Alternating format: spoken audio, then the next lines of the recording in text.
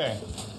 Good evening and welcome to the Brattleboro Selectboard meeting of Tuesday, July 9th. We began at 5:15 for some committee interviews. Then we had an executive session, which ran a little long and somebody needed to get a cup of tea.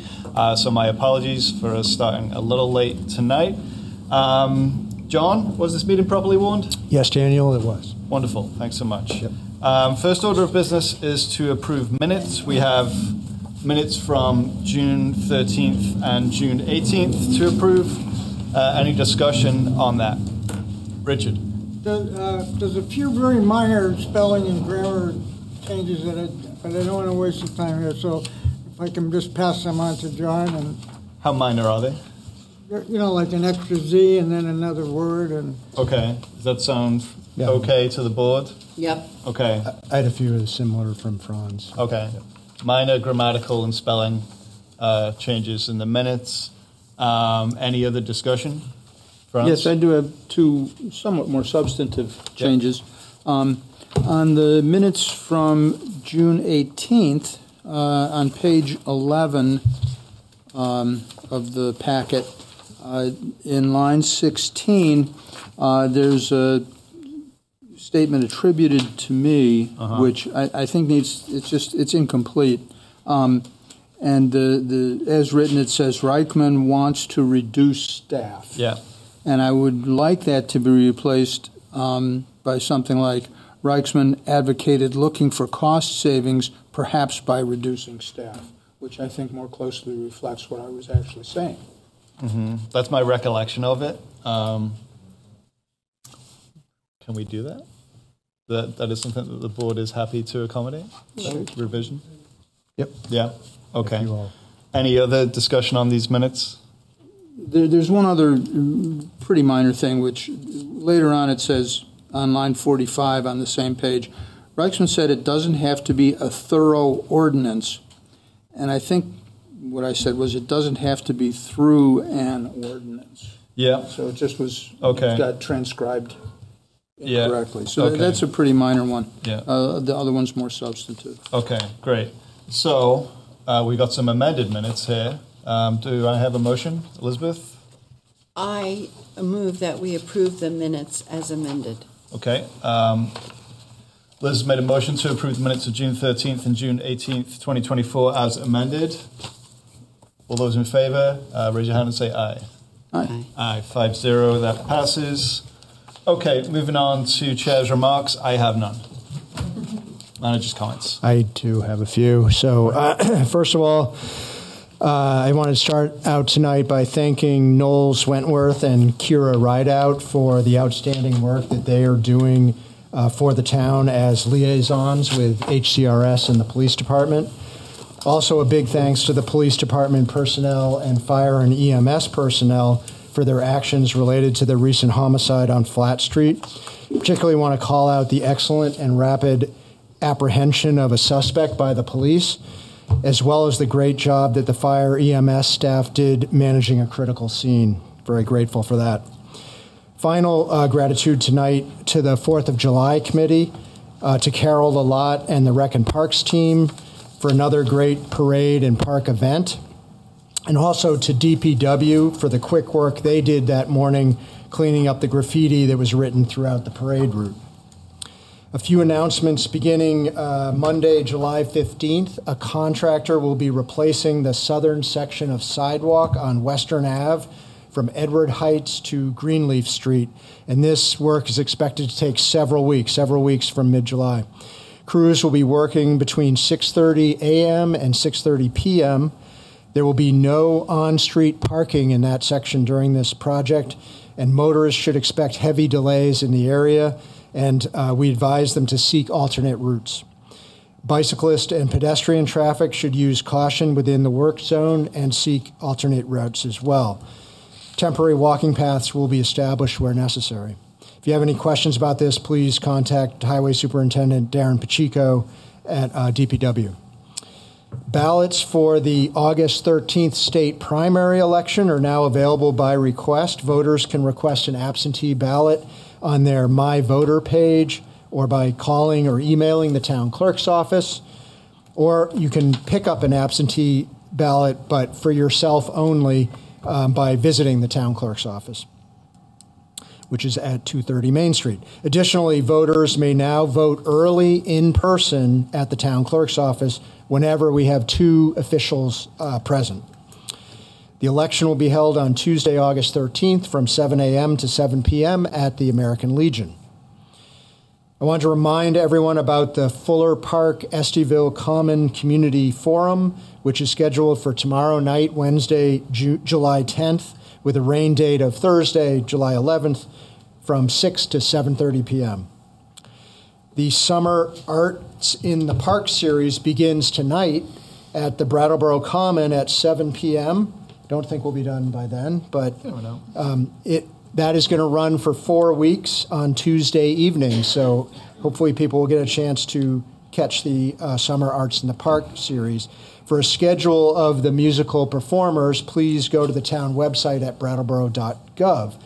And finally, Carol Allott wanted me to let you all know that we are still taking registrations for summer camps and programs, and you can register in person at the Rec and Parks office or online at brattleboro.gov. That's it. Great. Thanks, John. Other select board members or select board members with comments and or committee reports? Franz? Thank you, Daniel. I would like to just expand briefly on one of John's remarks and throw in a tip of the hat to Brattleboro Goes Forth for helping organize the 4th of July parade, which they've done so many years now, and it continues to be a really great event for our town. So thank you to Brattleboro Goes Forth and Kevin O'Connor in particular. Thank you. Other select board members with comments or committee reports? Okay, seeing none, moving on to public participation. So this is the part of the agenda where the public are invited to speak on things that are not on the agenda. We limit public participation to 3 minutes maximum per person in order to allow for fairness. And people who want to speak should raise their hand. If they're on Zoom, they can raise their special Zoom hand. And they'll be recognized in some order of my choosing. And when you come up to the microphone, just state your name and where you live would be fine, okay? So, anyone wish to speak in public participation about something that is not on tonight's agenda? Ms. O'Connor. Or to pull something from the consent agenda. Thanks, John. I'm not going to do that. Kate O'Connor, Brattleboro, and I am here with my sister, Carrie, and my nephew, David, because we, along with my brother, Kevin, my two nephews, David, Daniel and Jacob, and my brother-in-law, Bob, we want to thank everybody who helped us organize the 4th of July parade. We've been doing this now since 2010. It's hard to believe. And we started because the Chamber of Commerce decided it was just too much for them to do, which is totally understandable. And when nobody else stood up to do it, my father said, the O'Connor family's going to do it. We thought he was nuts because we had never organized a parade before in our lives. But a 4th of July parade was everything to him. He loved community. He loved everybody getting together. So, of course, we all did it. So we're 14 years in, and we do want to thank the town staff who helped us. We want to thank all the people that made financial contributions. We want to thank the people that were in the parade, and we want to thank everybody that came out to it. And I can say David's not going to like this. He just graduated from high school, and he's already a professional parade organizer, and he's going to be the 3rd generation, along with my other 2 nephews who are going to take over. But thank you so much to everybody. We sincerely appreciate all the support. Thanks, Kate, and thanks to everybody else. Okay, other members of the public who wish to speak. Penny. That's okay. I know I've only got 3 minutes. So I'm going to just... Penny, would you just... I know I said Penny, but would you mind kind of just introducing yourself for people that don't know you? Yeah, sorry. Yes, my name's Penelope Wilner, and I own Penelope Were in downtown Brattleboro. So I came this evening because there are a couple of issues that I just wanted to check and find out whether you had answers for. So I'm going to read this. Okay. What has held up the placement of cameras in the centre of town? This was voted on last autumn. If you want to go through the whole thing. I'll go through the whole thing. Yeah, I'm writing them Sure. down. Yeah. Have we reached any final decisions on the public toilet debate? May I suggest that we take a look at public toilets that require an admission for entry, like they do at Victoria Station, where you have to put money in? Because I know it's always been a problem to work out how we can keep the wrong people out of them. And you can get ones now that that kind of wash themselves out, which have a wash system in there.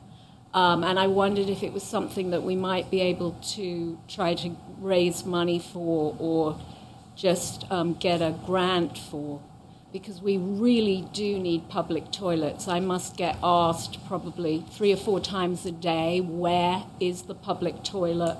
I know there's one right on the corner near me, but people don't normally want to go into, one of those porta cabins, although wouldn't be offering them anything much more than a porta cabin if we did have public toilets.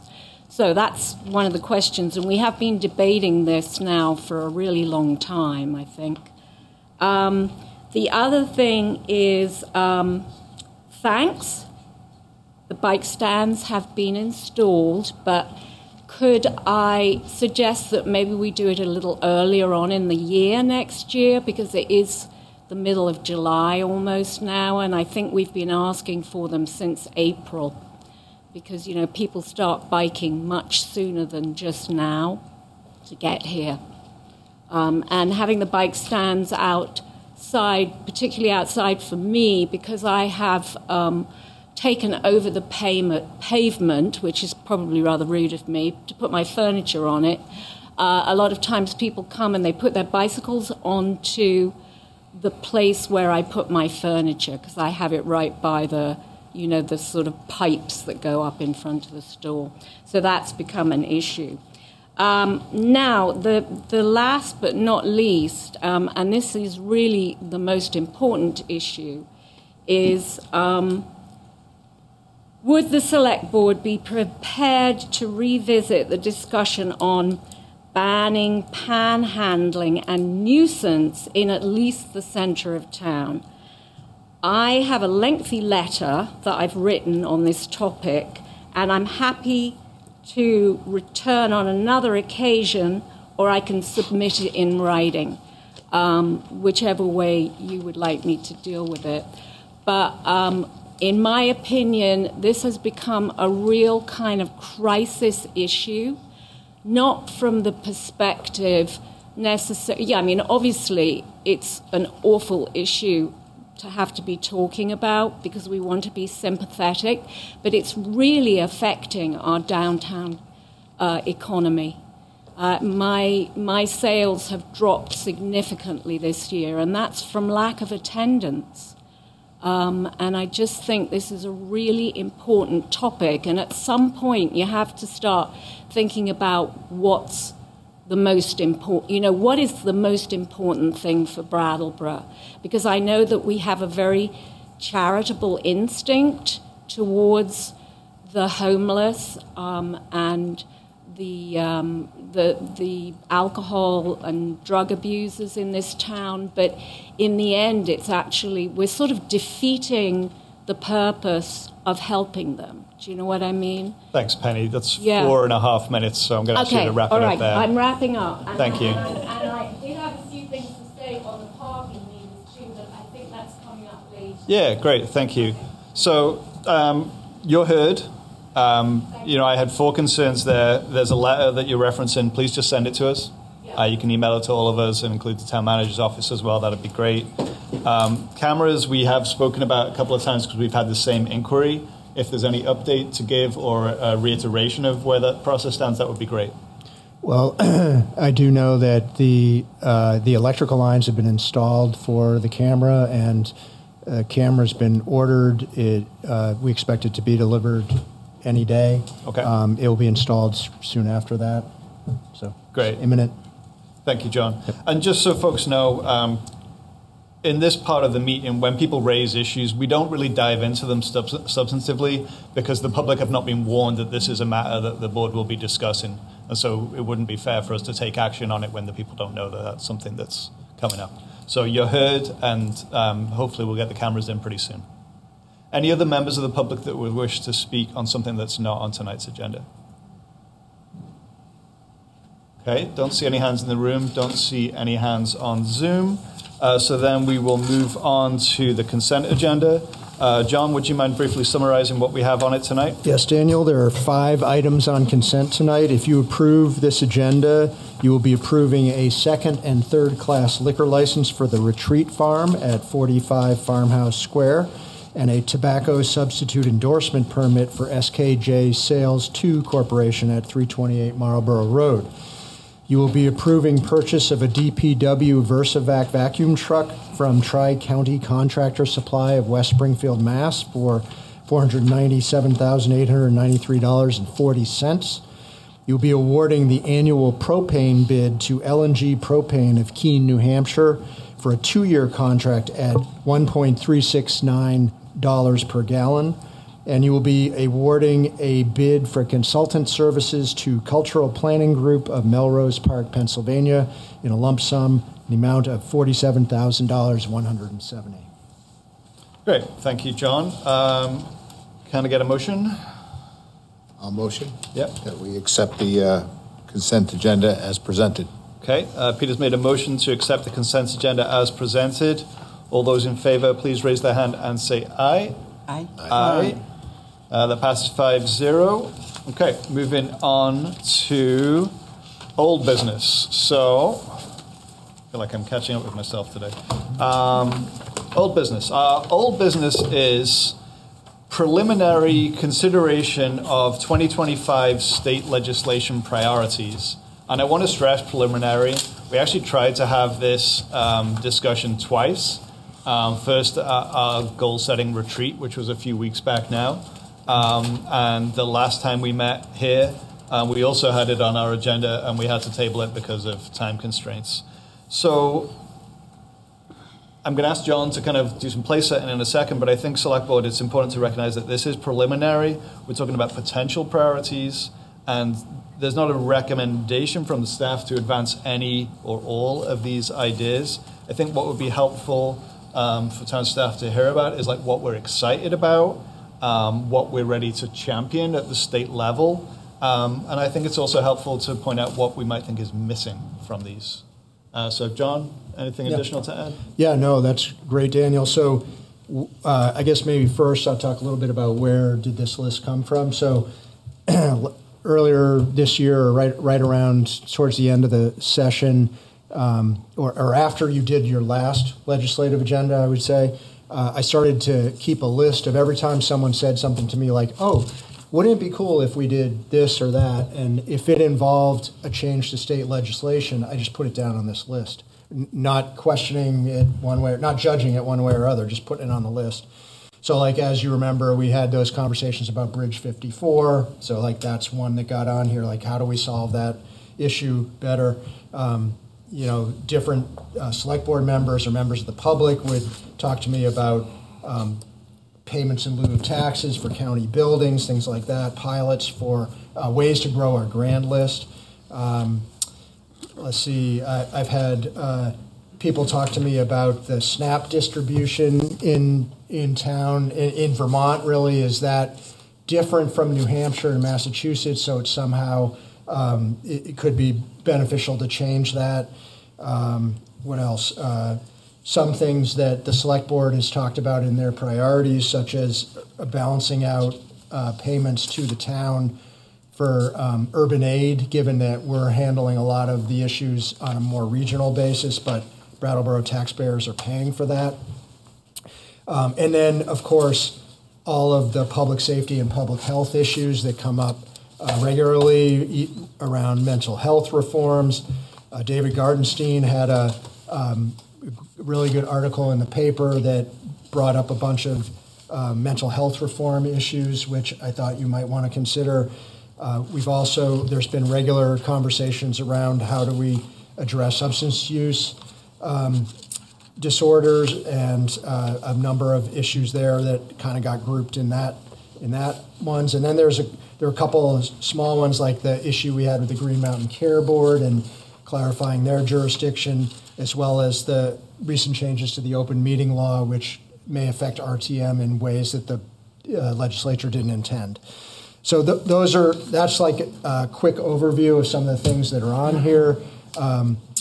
Some of these are probably more developed than others. I think really the best thing would be is if, like you said, Daniel, if there are some of these things that a select board member would like to champion or see it move forward, that's something that we could really concentrate effort with the legislative delegation who are planned to come visit you at your next meeting.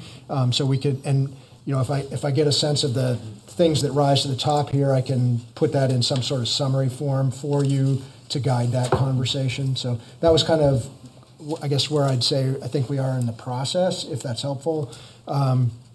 And yeah, I think that's about it. I'm happy to answer any questions. Great.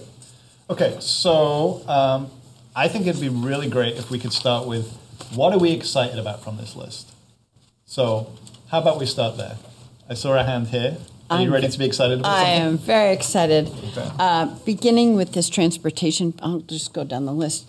Beginning with the transportation funding, I really appreciate that I had my colleagues' support in telling VTrans that their payment that they assessed for us on Bridge 54 was not acceptable. And we went back to VTrans, and I appreciate that the staff worked with VTrans to get some answers about alternatives for our match payment. And so we can talk about that, and there's been some movement on that, which is great, and we can discuss with the legislature. But overall, it's a dreadful policy that they're really taking each municipality in Vermont to the cleaners with, there's no governor on their costs. I guess I'm making a pun out of the word governor. But there's runaway costs. They asked us to pay 3 times their original cost for this bridge. It went from $500,000 to $1.5 million, and they expected us to pay it without blinking an eye. And they're asking the same thing all over Vermont, and it's outrageous. And yes, I'm very excited about that. I would like to speak to the legislature about that. Very good. So can I say that Liz is excited about VTrans project splits in general? Yes, Bridge 54 and the VTran project splits in general. Okay, very good. Other members of the board who would like to express excitement? France. Thank you, Daniel, and you know how excitable I am. I do. So I just want to throw in that some of these could, I think, easily be grouped together in various ways. Uh-huh. For example, some of them relate to additional funding for hub towns and the expenses that we face that other towns don't face. Mm-hmm. However, I'm not going to speak about that because I know Liz wants to. Tell me which ones you're excited about. Well, the one I'm really excited about, excited doesn't describe it, but the thing that I think is a really essential step for the legislature to take is a complete reassessment of the mental health needs of the people in Vermont, and the ways that we assess and treat and provide settings for those things to take place, sometimes even without the consent of the people who need to be evaluated in those ways. I do have some experience with that, and I know how difficult it can be, but if you... The historical perspective that I see is that we made changes to mental health treatment in this country on a very widespread basis in the 1970s and 80s, and that the changes we made were premised on a community-based system of treatment that never came into existence.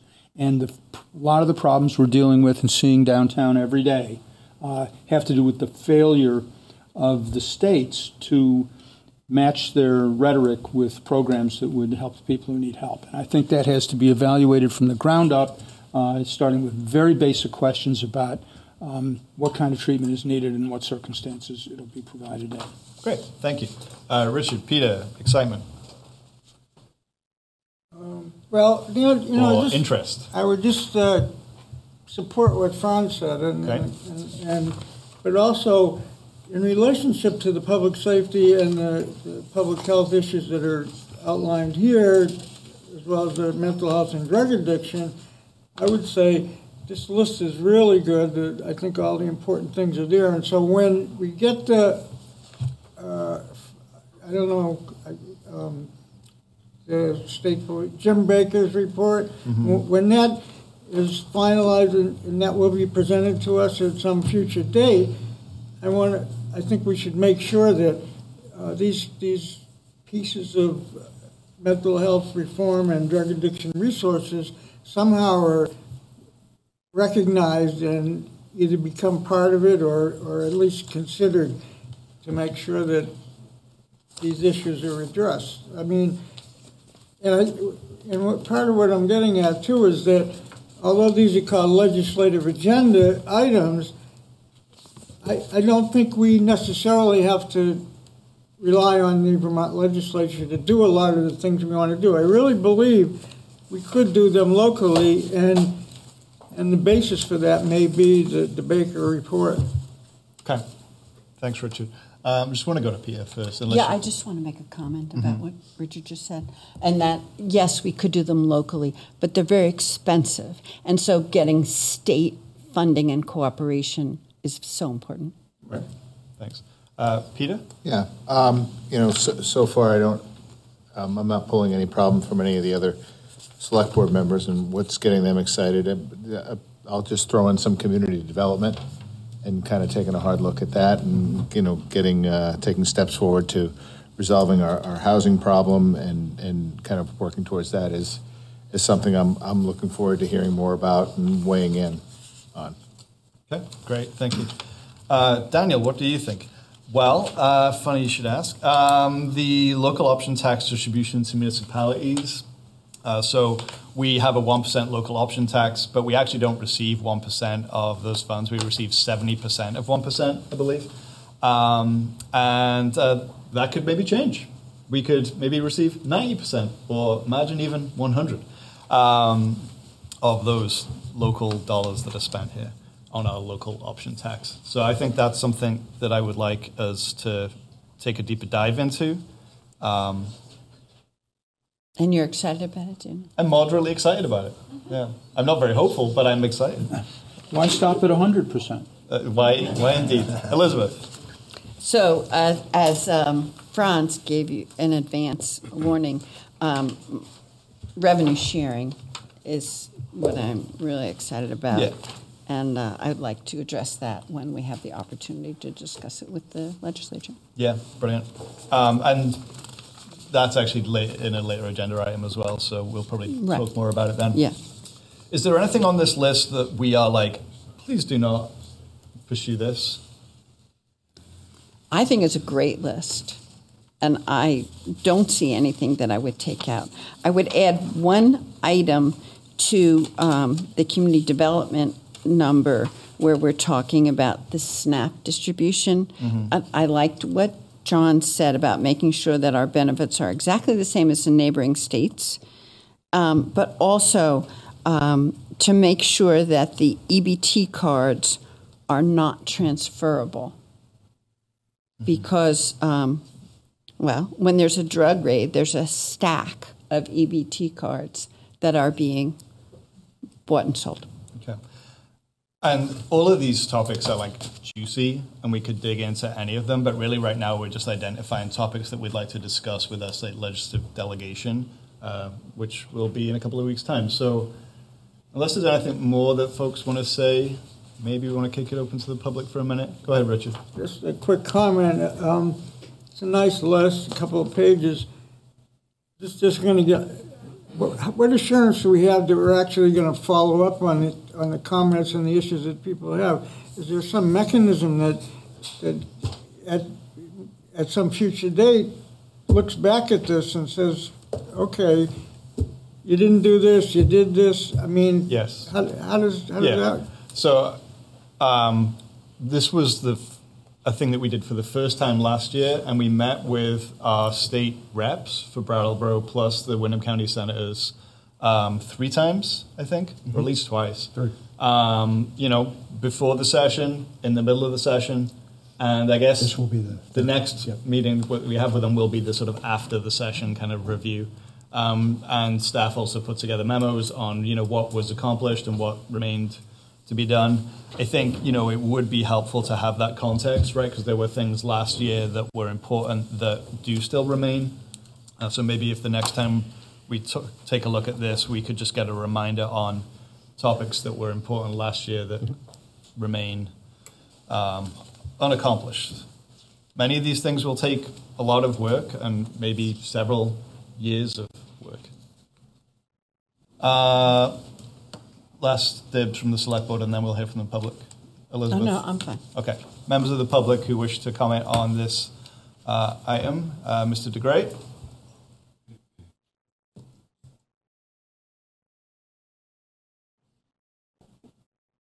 Dick DeGray, Brattleboro. A comment on your 1%. I believe all we need to do is to make a charter change, to have the language in our charter for us to collect the full 1%. I had made that suggestion to the charter committee, and if that's approved, then the town would collect the 1%. Right now, the reason that we pay 30% is because the state collects all of that money and then distributes it back to Brattleboro, and pilot programs are run with the money that they collect. Brattleboro was a beneficiary of some of that pilot money many, many years ago. But I think if you look into it, it would just be a charter change to allow us to collect. It has to be in your charter, and then our finance department would be responsible for collecting the 1%. And I'm not sure how that would work when you're working with companies outside of Brattleboro as we're collecting from Amazon. So it might be a kettle of fish that you don't want to get into. But be that as it may, having that opportunity to look at it. I do have a question for you. Under other, exemption for representatives town meeting from S55, an act relating to open meeting law. Would you talk about that for a second? Yeah, great. John?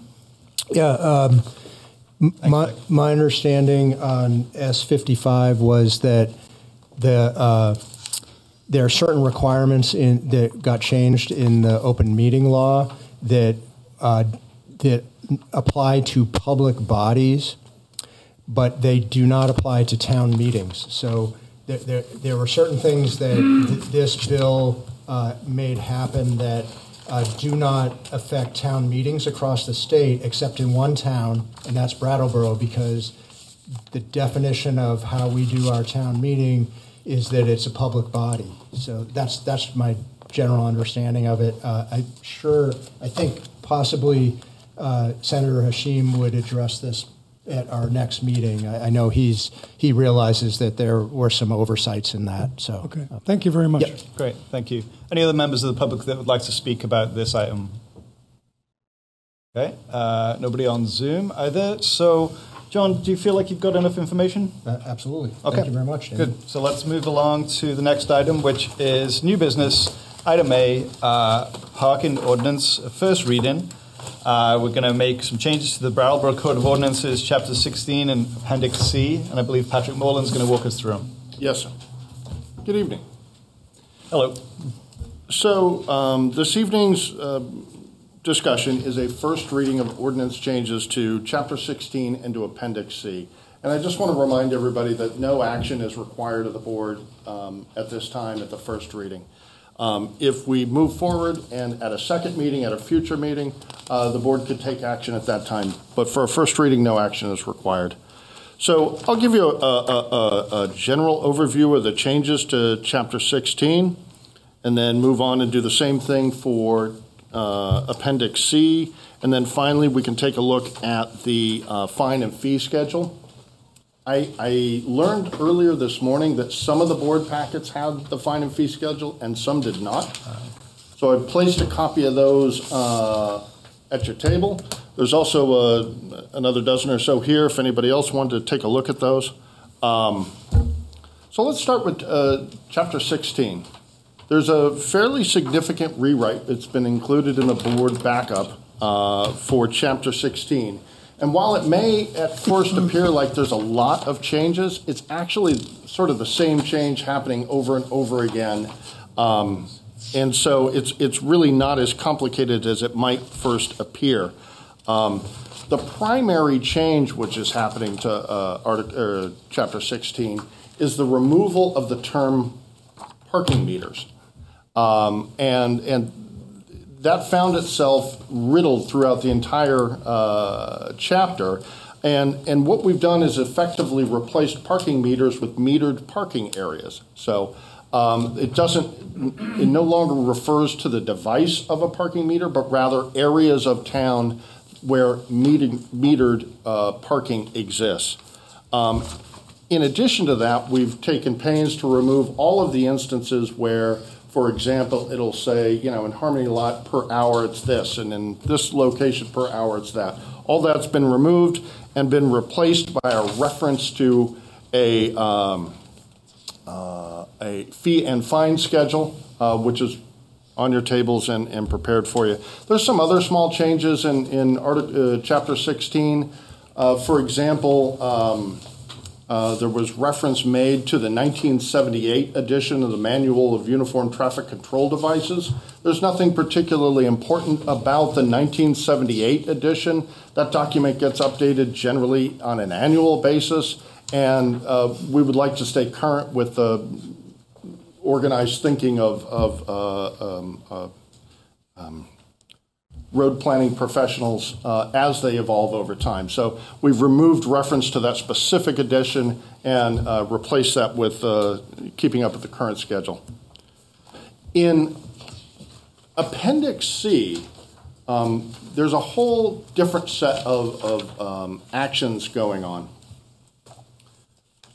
Earlier when we met last month to talk about the parking budget, we spoke about a sort of a multi-departmental review of the parking system that included all sorts of folks within Public Works and Planning and Parking and Town Manager's Office and Finance, et cetera. In addition to the changes that we discussed in the project planning that we discussed last month, we also came across certain areas of town where we think it might be better to remove that from the metered parking area. And I'll give you a couple of examples. One of which is on Canal Street, adjacent to the Brattleboro Food Co-op. There's 3 metered parking spaces over there, just 3. So the idea that we would position a kiosk to be in that location to serve those 3 meters, or those 3 spaces, seems to be wasteful. So our recommendation is to take those spots and to just make them free parking regulated at 2 hours. So what's going on in Article C is to take those out of what had been parking meter areas and putting those into limited parking areas. And that would include a couple of spaces there on Canal Street. It would include a couple of spaces on Walnut Street. It would include, I believe, 8 spaces on Frost Street. But it would also include 13 spaces on Park Place, up adjacent to the Brattleboro Common. Now, 13 spaces, we figured, is likely enough to warrant installing a kiosk there. And if the board was more in favor of that, we could certainly proceed in that direction. However, in staff's view, we should probably keep the barriers to park access as low as possible, particularly in light of a transition to a 7-day-a-week regulated parking in town. we just don't think it's a wise idea to put impediments in the way of, maybe parents taking their kids to the park or something like that. So in a handful of areas, we have removed what had been regulated parking spaces and made them fall into the category where they would just be 2-hour parking. And lastly, within Appendix C, I would say that the meters along the Municipal Center, on the north side of the Municipal Center on the hill here, they've been gone for quite a while. And so this is a little bit of cleanup, let's say, to help our ordinance match our an actual current activities. So that's what's going on in Appendix C. And then lastly, I would call the board's attention to the fine and fee schedule. And there's a couple of things that I think are kind of important here. Some of these particular prices, as shown, were explicitly discussed at some length at the last 2 select board meetings. For example, raising short-term parking rates to $1.50 was very explicitly discussed. And 55 cents for long-term parking was very explicitly discussed. And, for example, raising a basic parking ticket from $10 to $15 was explicitly discussed. But there are a number of different types of parking citations. And so what staff did was to take that direction of increasing the fee, or the fine rather, by 50% and applying it to the other types of parking tickets. So an extended stay, or parking in the handicap without a placard, or parking in a loading zone. And we similarly increased those by 50%. So that's what's being shown here. And while in the last discussion throughout the parking budget, we were very explicit about the increase in the cost to the permit rate for the High Grove, Harris High Grove and Spring Street lot. So rising from $400 to $735, we've applied that same increase to the open permit at the Brattleboro Transportation Center, and at the same time maintained the same percentage difference between the open permit at the Transportation Center and the reserve permit, resulting in the fees and fines that you see here. So I'll just leave it at that, and if the board has some questions, or where would you like this conversation to go? Great, thank you. Before we even begin, yes, would you do me a favor and put the air conditioning on? Yes, sir. Would you do me and everyone else here a favor? I feel like I'm going to turn into a puddle. Happy to. Oh, and would you mind bringing some water jugs as well, please? Okay, so thanks, Patrick. Hi, guys. Peter, you had a question, and it might be to Patrick, but why didn't you ask it, and we'll see how we do. Well, it was going to be like how, for what's being proposed for the 2-hour, for the 2-hour parking, how that was going to be enforced to hold the 2-hour parking. But, there were just some other suggestions. Oh, thanks, thanks, Kay. Thank you. Okay. Look at that. Well, how about that? How about that? Thanks, Patrick. Were there more? Yeah, well, there were just a few suggestions I was going to Great. To the fee structure. Hey, Patrick, thanks for putting the air conditioner on. Peter has got some questions for you. So, Frost, Park Place, Walnut, are the going to be free parking with 2-hour restriction? How does that get enforced? So, what's to prevent me from parking my car on Park Place and just leaving it there for the day? Yeah. Essentially the same enforcement activity that occurs now. We've got parking enforcement. They're out and about. They have ways of knowing if your car's been there for an extended period of time. Has a lot to do with the location of the, I think it's called the valve stem on your tire. And they used to mark it with chalk. Pardon? Didn't they used to mark it with chalk? Yeah, so if they, they don't chalk people's tires anymore because they don't want to put their hands on someone's vehicle, but they track the position of the Valve stem. Yeah. Old valve stem, thank you. And so if they go through there and they notice, oh, that's Peter's car, and it's there at 10 o'clock, and I come by at 12:30 and it's still there, then you're subject to an extended stay ticket. Okay. All right. You have some others? So is now an appropriate time to make some suggestions to the change? Yeah, why not? All right. So I have probably had about 36 different parking conversations since our last meeting with a lot of people that I feel represent a really wide body of town, from business owners to people who are using the lots. One of the largest concerns that we seem to have are how people who have employees who come to downtown, who have utilized the parking garage as a fairly inexpensive way of parking, that this pay structure is going to kind of create some problems. And I think if we're speaking into how difficult it is to get decent employees and keep decent employees. So I did a little research, and I was looking at the Elm Street lot, which is virtually empty all the time. I mean, I will go by there at any point in time during the day. Doesn't matter. 4 to 7 cars parked there. I would like to have a place for the downtown employees to park that would be yet even cheaper. And I understand that what's being proposed here is $325. I would like to see that being held to the $220 that it is currently for the people who are working downtown to purchase their permits and receive a further savings and kind of alleviate some of the concerns for business owners who have employees who park downtown. Also, oddly enough, this came up a numerous amount of times, are the 4 spaces in front of the post office.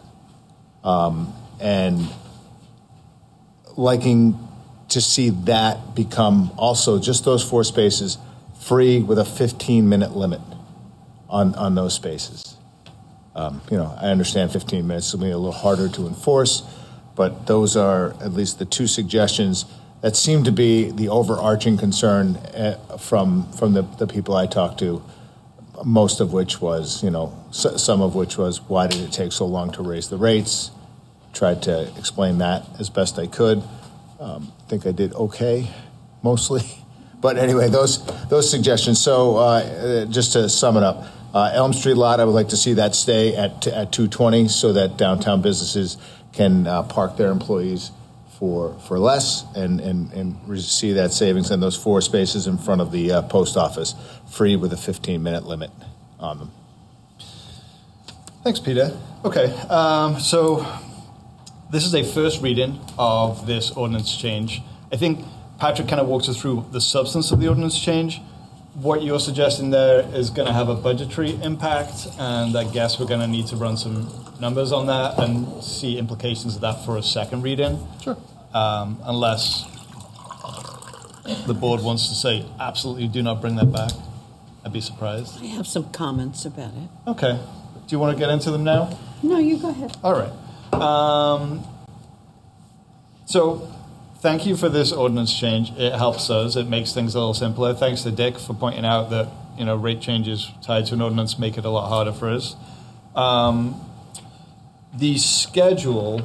So this schedule, parking fine and fee schedule, not fine fee, because we don't think it's fine. It's acceptable.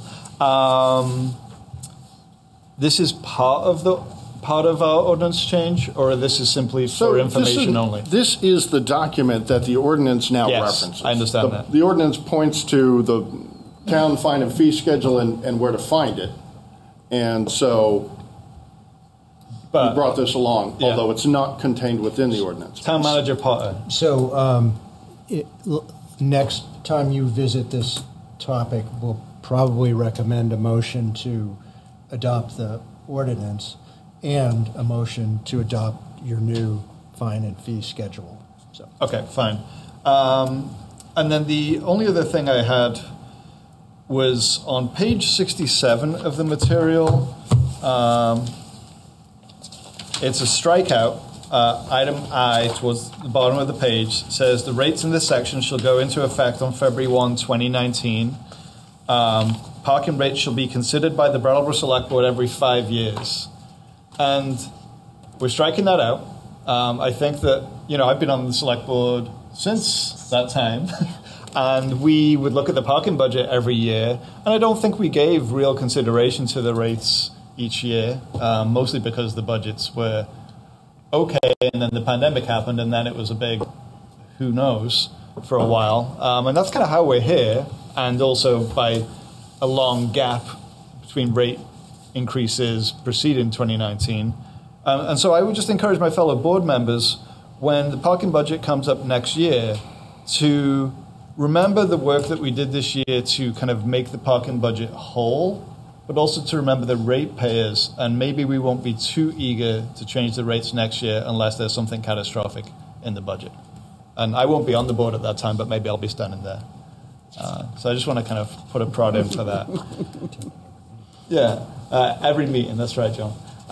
Board members, other comments? Liz, Franz, let's sorry, do it the other way around, sorry. Franz, Liz. Mine's quick. Yeah. Just on this parking fee and fine schedule, I'd really appreciate having a copy of what everything is currently for comparison.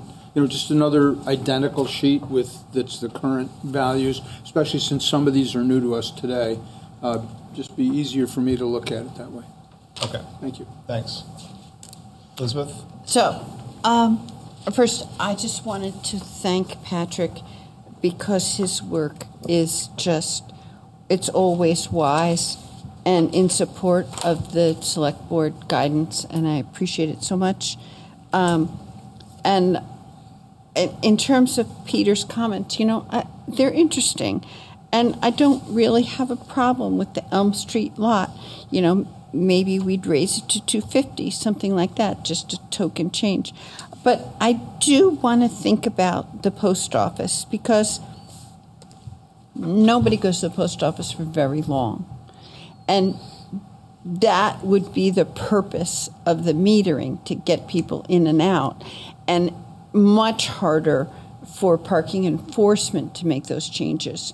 So I think that if we kept the meters or kiosks there, it would keep people running in and out, which they do. I mean, it's a very popular spot. And I don't think anybody stays there for more than, for even an hour. They just come and go.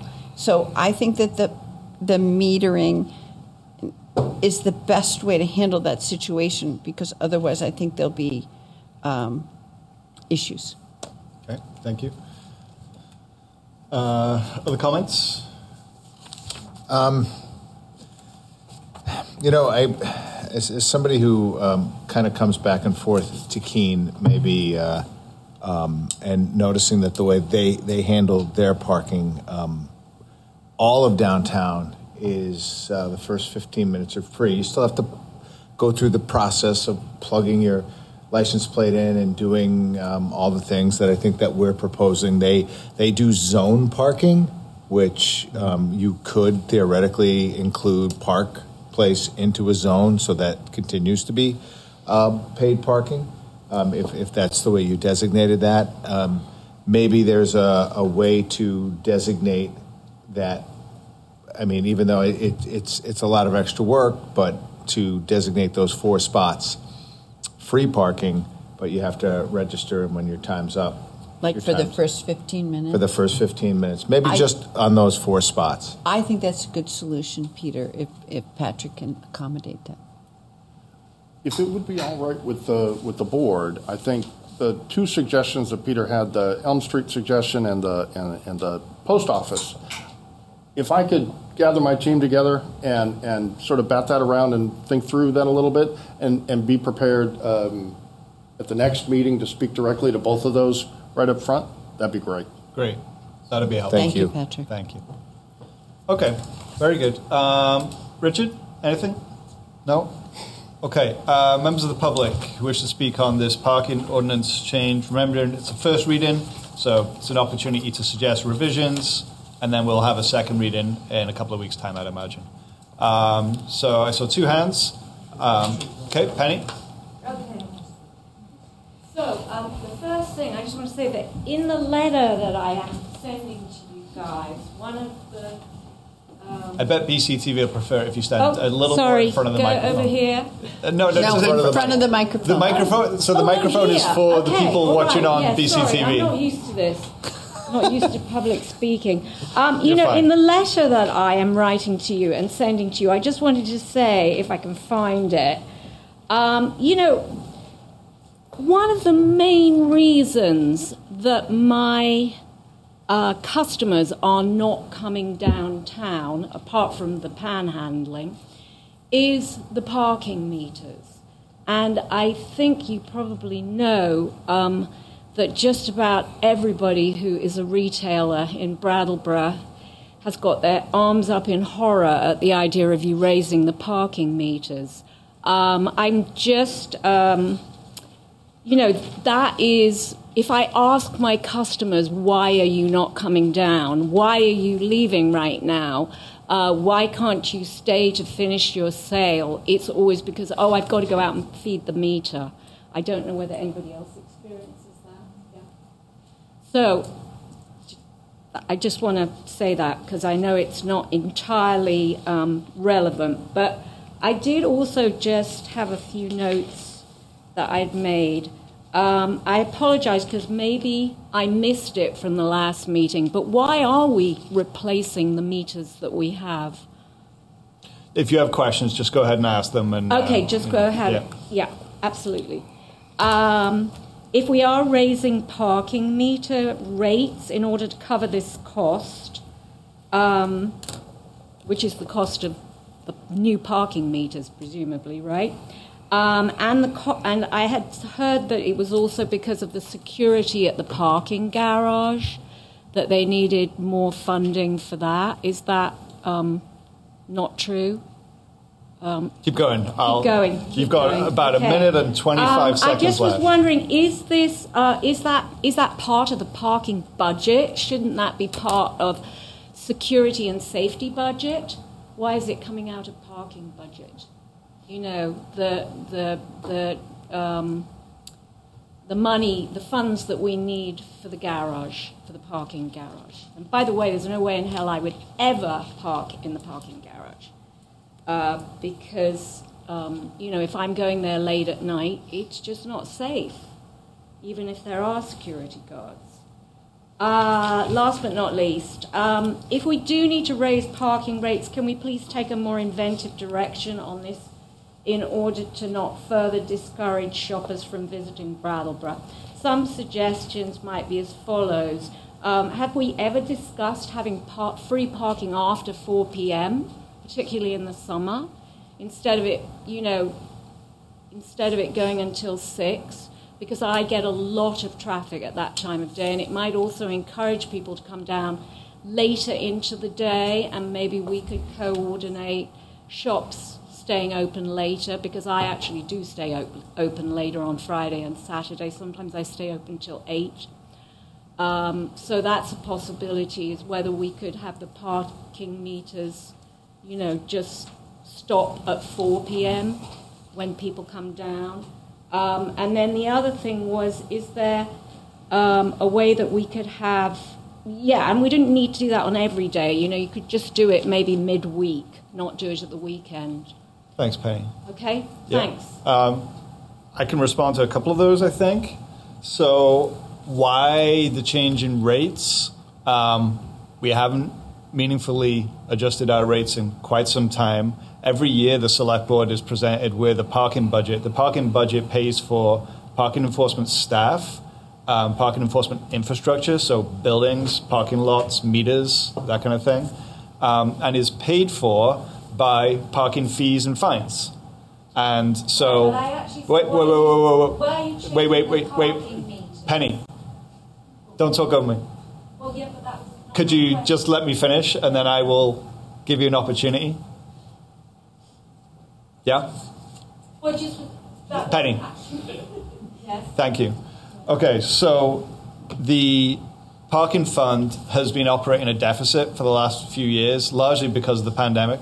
And so in this year's parking budget, we were asked to consider a rate change in order to fund the parking. We were first of all asked a question: did we want the parking fund to pay for itself out of fines and fees, or did we want all the property taxpayers to pay for the parking budget? That was really the option. We could fund our parking infrastructure and staff partially, but that difference, that bit that we don't fund, needs to be picked up somewhere, and it would be picked up by ratepayers, whether they by the general fund, by property taxpayers, whether they use the parking services or not.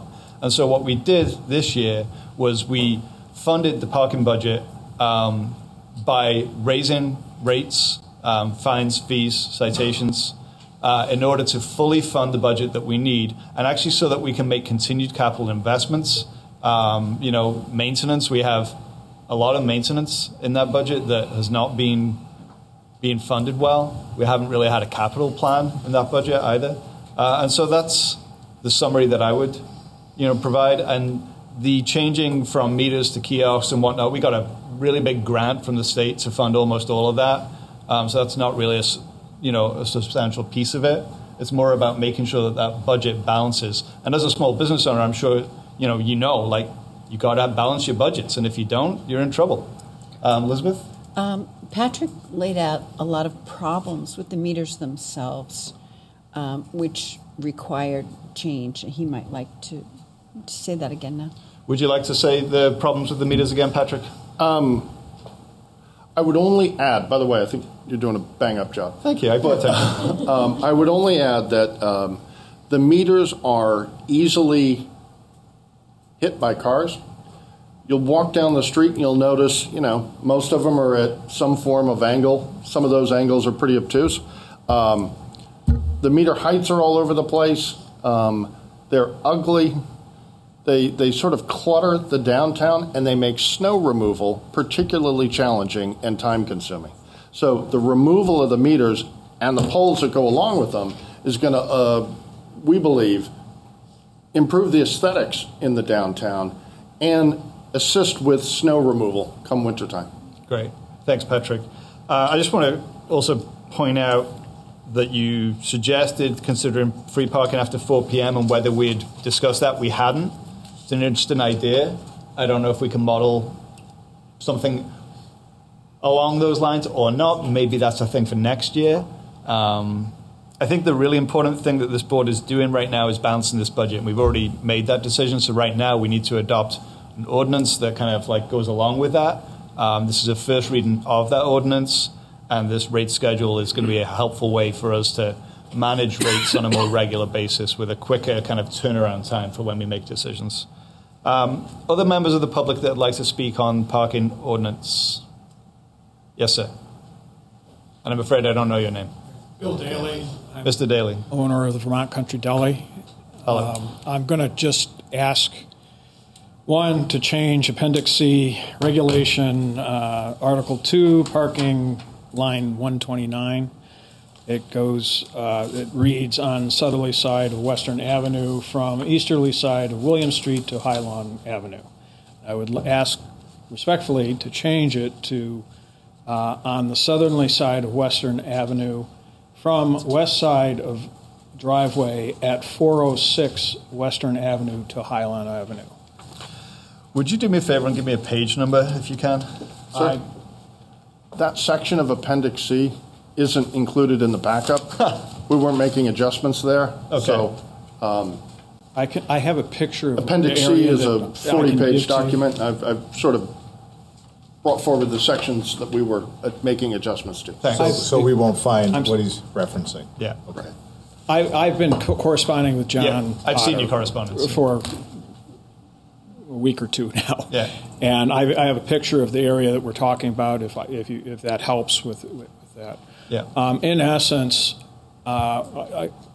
we've been at the deli for 17 years, and my previous owner has been since '86, and there's been a business there since 1800. That section has been parking, and it's white lined as it has been down Western Avenue also for other businesses and residents and that. About 2 years ago, I believe the ordinance came into existence, and I have to defer to John or somebody, and he's been telling me that parking signs went up there, but no enforcement of it has been happening until about 2 weeks ago when policemen are out there enforcing it.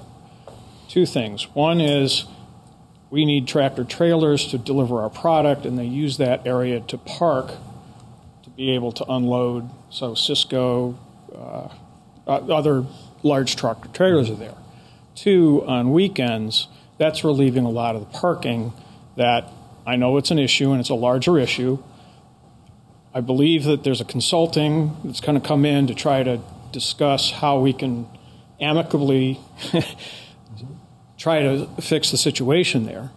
But by eliminating those parking spots, it's exacerbating the situation.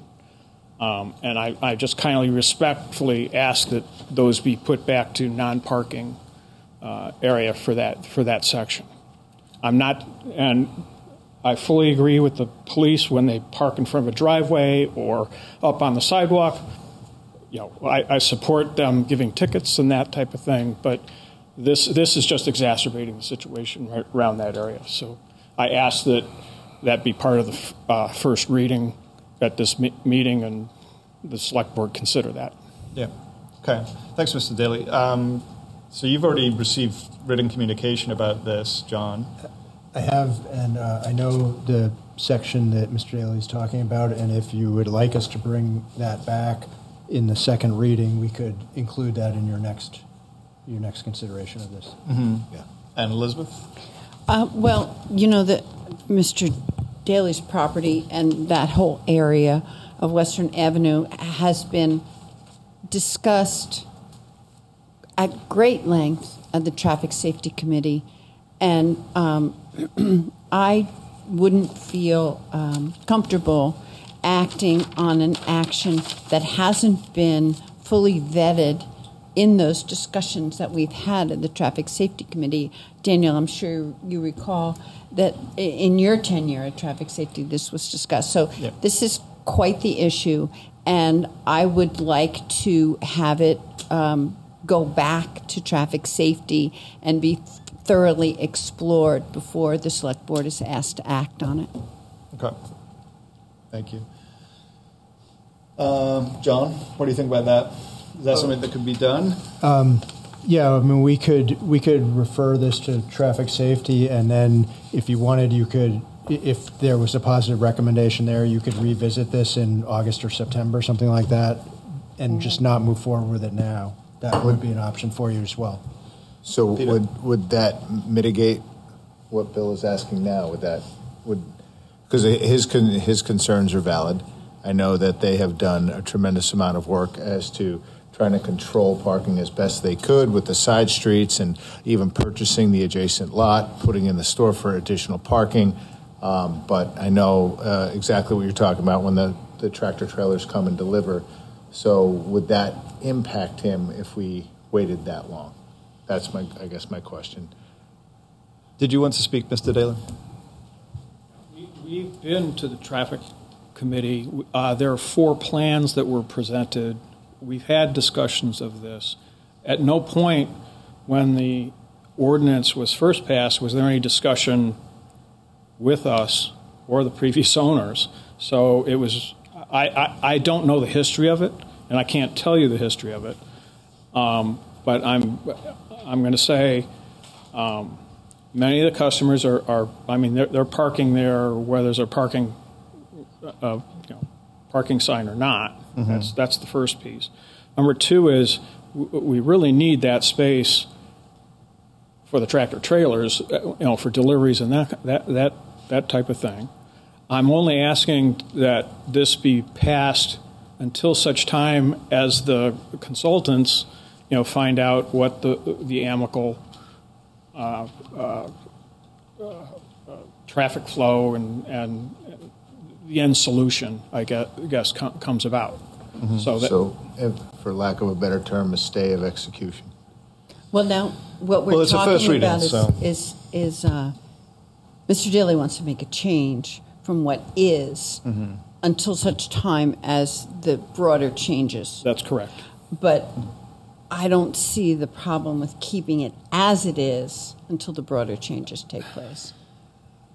Mr. Daly, would you like to just speak briefly? There are lines coming into our, during busy times. It's mostly the weekends or holiday weekends, and there's a lot of parking that needs to be done. We try to defer it down to Memorial Park. We try to defer it down to the market. We try to try to arrange things, and we do the best we can. We're trying to work on a solution with you. And I'm not trying to I'm not trying to be antagonistic. I'm trying to work on a solution. But until the consultants and everybody gets together, there's no solution. This is 6 spots that help our business, help the community. I mean, they're paying taxes into the community too, with the sales tax, the options tax, that kind of thing. So I'm trying to work with you, and let's come up with an applicable solution. But taking away the six parking spots and starting to ticket on those spots exacerbates the situation. Okay, thank you. Franz, you have a question, and then Liz. Yes, I'm trying to decide whether I understand the issue properly. Well, let's find out. Yeah. So what I've heard you say is that I think we know that there hasn't been a recent change in the ordinance, so that whatever was happening there was happening either in accordance or not in accordance with the ordinance that we have that's in effect right now. What I'm hearing happened was a very recent change in the enforcement, which is that people had been parking in this no parking zone relatively freely, and that specifically large trucks had been parking there in order to do what they needed to do for your store. So but that quite recently, somehow enforcement of the parking ban started, and that's creating an acute problem, particularly with unloading these large trucks. So I guess my questions would be, if that's correct, is there some other way to unload those large trucks? Or is there some feasible way to enforce this parking ban without compromising either safety or the functioning of your business? If there's not, then I think what we have to decide is, whether to sort of go back to the way things were a couple of weeks ago, with turning more of a blind eye to what is contrary to our parking ordinance. Or we have to say, well, that's tough. You just got to do what you can. So, I mean, it seems to me it's a situation in need of a solution, and that there has been a recent change that we're being asked to address, even if that change is in accordance with the parking ordinance as it is. I mean, to me, this is a matter of practicality as much as it is theory of municipal government. Okay, thanks, Franz. Can I 2 comments? One is real quick. 2022, the no parking signs went up. Okay, prior to that, there were no parking signs there. I don't know what the ordinance was at that time. However, there was parking lines in that area for cars to park. When you say lines, do you mean those white lines, also with the hashtags by the that says no parking, essentially. Well, by the driveways, so that people would not park in the driveways. Yes. Okay. Yeah. Until 2022. Yeah. Okay. Signs went up. I called the Department of Public Works. I said, "What's going on here?" Because we have to, and they gave me no remedy. And then, so I haven't been able to get back to anybody at that point. We've been working with the town. I've been working with Steve Barrett. I've been working with Dan Tyler. I've been working with Sue Fillon on the situation, and they've given some solutions, and we're trying to work through those solutions. I've been working with John Potter, too. We're trying to figure this out. The signs went up, and I understand, there's no parking, and you're going to give tickets, et cetera, but that exacerbates the situation. So my piece is to say, let's go back to where we were in 2022 when there was no parking, allow it until we get the solution, and then we get the solution, and we go forward from there. Yeah. I think that, everyone that's familiar with that intersection knows that this has been a challenging spot for quite some time.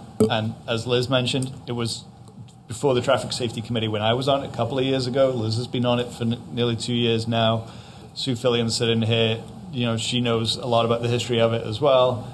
I don't think we're about to solve it right now. So I think what we need is to continue taking a look at this through the Traffic Safety Committee, to continue with this consultant, and to bring forward, a better long-term solution. But in the meantime, take a look at what can be done to help you out. Okay? This is a first reading of this ordinance, so I think we've heard a lot of good comment, a lot of good feedback, and I think we need to kick it back to staff now, take another look at, and see what can be done to help you out in the interim. Okay? Thank you. Thanks, Mr. Daly. Further comment on the parking ordinance. If it's about the Vermont Country Deli parking, make it real brief. Okay, great. If you just identify yourself, and then we're going to move on after this one.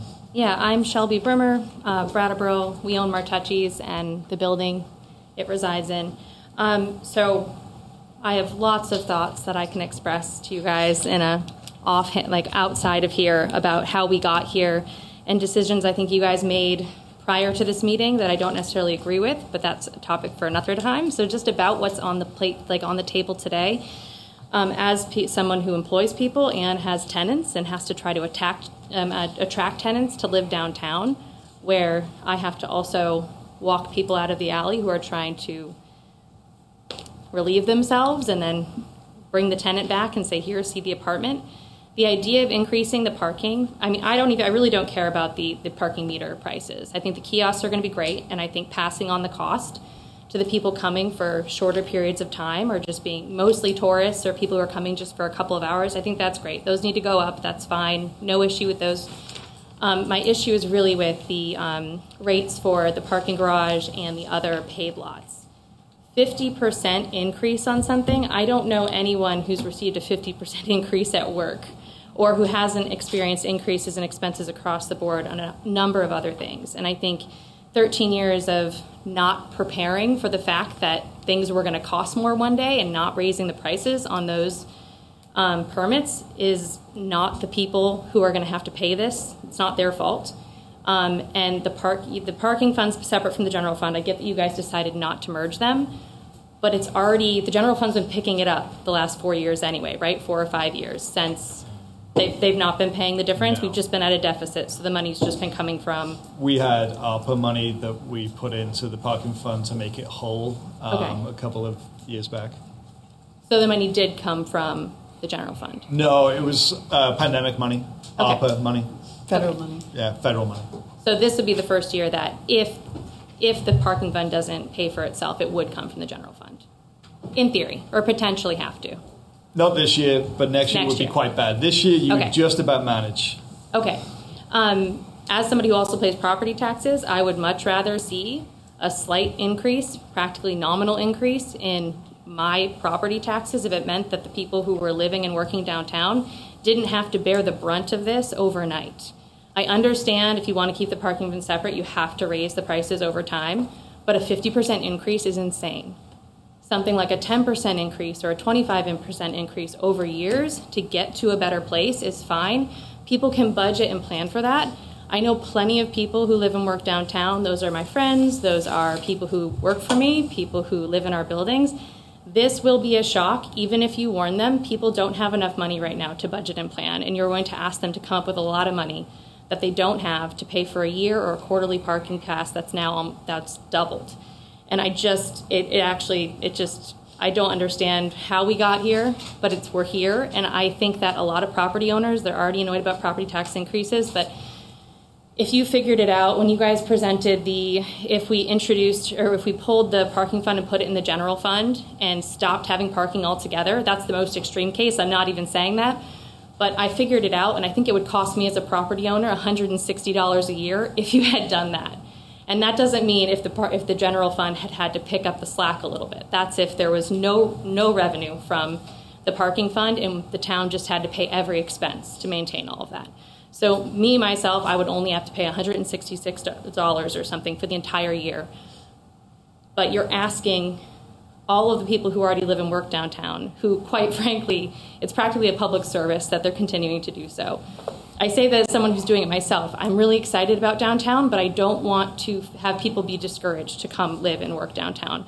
I don't want my job to be harder trying to get people to be excited with me. And I think that will do that. It will massively deter. I mean, we're practically just going to sell Paul's truck, so we don't have to park it in the parking garage because we also pay for we personally pay for it. We literally save money if you put it in our property taxes, so I'm a little biased. But thanks, Shelby. But yeah, so just please consider a much slower progression of this rate increase, not on the meters or the individual, but on the actual permits.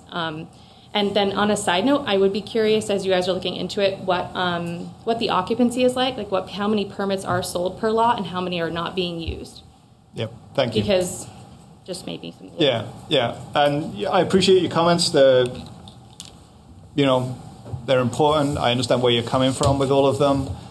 The parking budget has been adopted. We had 2 meetings about it.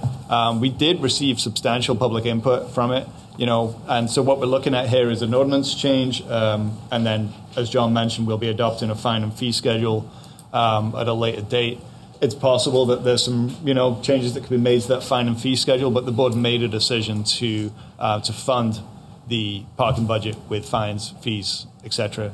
The increase to property taxes would not have been what most people would describe as nominal, and so we did not go down that road. But that is not to say that that couldn't change in the future, but this cycle, it's kind of a done deal. Okay, so we're going to move on. This is a first reading. There'll be a second reading, an opportunity to revisit that ordinance, make any final changes, and then adopt it. But right now we're going to move on to new business item B, which is the political sign policy. And our town clerk, Hilary Francis, and planning director, Sue Fillion, are going to present to us. And I'm going to do a really good job this time of making sure that I set my timer, and that when you have comments, you address them to the select board, and I will then project them over to these folks here. So, Sue, Hillary, talk to us about political signs and what our policy is on them. Absolutely. Thank you for having us. Thanks for being here. Let me just get my notes out. Thanks. So, the town has had policies around political signs for a while, and then we would oftentimes get questions from the public, from candidates, and so last year or 2 years ago we sort of revamped our political sign policy in town, and we got some feedback from some candidates that there were some of the aspects of it were questionable, and so we heard that feedback and we looked into it and recognized that we may have taken a bit of an extreme interpretation of what statutes and statutes and state policy said. And so we looked further into it, and we revamped it again, and that's what's before you. The Secretary of State's office suggested that we bring our policy to the Select Board and have you all sign off on that. So it is very much so in line with state policy, state statute, what we have.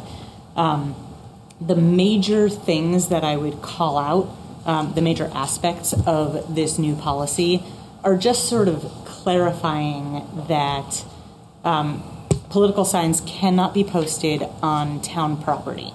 So that includes our parks, that includes our facilities and road frontage. So you think of the common, you think of the municipal center, things like that. If it's private property, somebody's home, you need their permission to post a sign there. there are places where private property and town right-of-way overlap. So think about the area in front of somebody's home between the sidewalk and the street, right? That green area, that's where it overlaps. And that area you would also need the property owner's permission to post a sign. But then there are town right-of-ways like the islands. Those areas you could post. And one of the reasons why it's important for us to bring this to you now is because you're allowed to post political signs for the 2 weeks leading up to an election. August 13th is the next election, and a lot of candidates are eager to get their political signs out, not just on private property, but in those public right-of-ways. So we're bringing it to you and hoping that you will sign off on it, and happy to answer any questions. Great, thank you. Could we start with a motion, please? Elizabeth? I move that we approve language regarding the placement of political signs on public property as presented. And Great. I have a question. And Liz has a question. Maybe you'd like to speak to the motion as well. Exactly. Knock yourself out. Hillary, the one question that I have is, with early voting being so prominent, does election day have the same meaning that it did in the past? My understanding is yes, and that has come up before when we were dealing with charter change law and things like that, where it said X number of days preceding the election, and we got advice from the Vermont League of Cities and Towns, from the Secretary of State's office, from our town attorney, and all agreed that election day is election day and it's not the start of election season. Thank you. Yeah. Great, thank you. Other questions from the board? Franz? Thank you, Daniel. So those candidates who had problems with this over the past couple of years, I will reveal that I was one of them, maybe the main one, I don't know, but certainly I did raise the issue. And first of all, I want to start by thanking you for taking out the phrase no man's land so that no longer appears in these pages, because that was a particularly confusing stipulation. However, I don't think this clarifies things adequately. Specifically, the distinction between town property and town right-of-way is not, I mean, you just clarified it a little bit by saying, well, the traffic islands are town right-of-way. I don't know whose property they are, but it seems to me there could be confusion based on that distinction if it's not adequately delineated. And in fact, I would say that one way to do that would be with a map and actually show people, you can do it here, you can't do it there. Another aspect of this, though, is enforcement.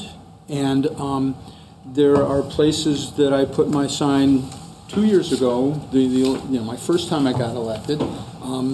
I saw there was a beautiful sign, and it was just where Guilford Street starts, and then it butts up against the park and makes its left turn there. And there was a terrific sign advocating the candidacy of Peter Fish Case located there. So I said, well, that's good. I put my sign there, and that was fine. Both signs stayed there the entire duration of the campaign. But then last year, I put my sign there, and boom, it's gone. And I had to collect it from the Living Memorial Park shed because it was decided, no, that was town property, and I couldn't go there. However, at the same time, there were commercial signs in the same locations where my political signs were, and my signs were taken down and the commercial signs were not. And I'm not against the commercial signs, but I think it's an absolutely fundamental legal principle that political speech is protected more than commercial speech, not less. And I think if you go down to the covered bridge right now, you'll find signs advertising one of our fine financial institutions in town that are exactly the places where my signs were taken down a year ago.